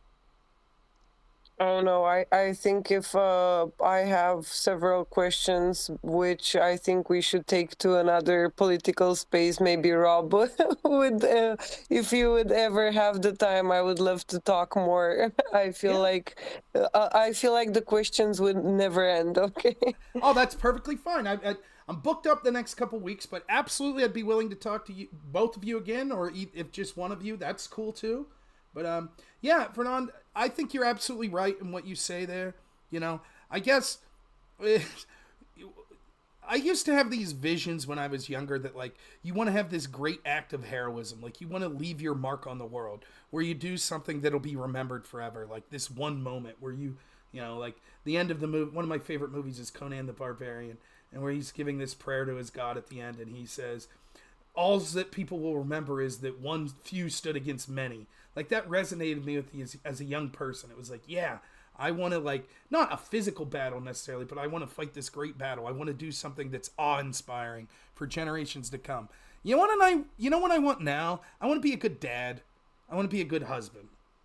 And ultimately, as dumb as it sounds, I think that's better than what I used to want. And so I do hope that I leave a mark. I hope that I am moving the needle in a way that'll make things positive. I hope that even if I don't get the political outcomes I want, hopefully that people on all sides of the ledger could look at someone like me and say, you know what? There's a person that I agree or disagree with, but he seems like a happy person. He seems like a person that's authentic and that he's doing things in a way that he thinks is morally acceptable, and I appreciate that. I really do. I hope that's the case. But, you know, my first priority is always going to be as being a father and being a husband. And sometimes I have to remind myself of that. And sometimes that comes into conflict with other things like being a good employee at my work or being a good friend to people or being a good streamer. All of those things have to come secondary. But I take what you're saying I really do take it to heart, and I really appreciate it. And I'm glad that people notice, you know, that I'm putting in some effort for something that I care about, and hopefully it's making a positive difference. It means a lot to me, but I don't want people to get like this idea that somehow, you know, I have a big ego, but it has nothing to do with like that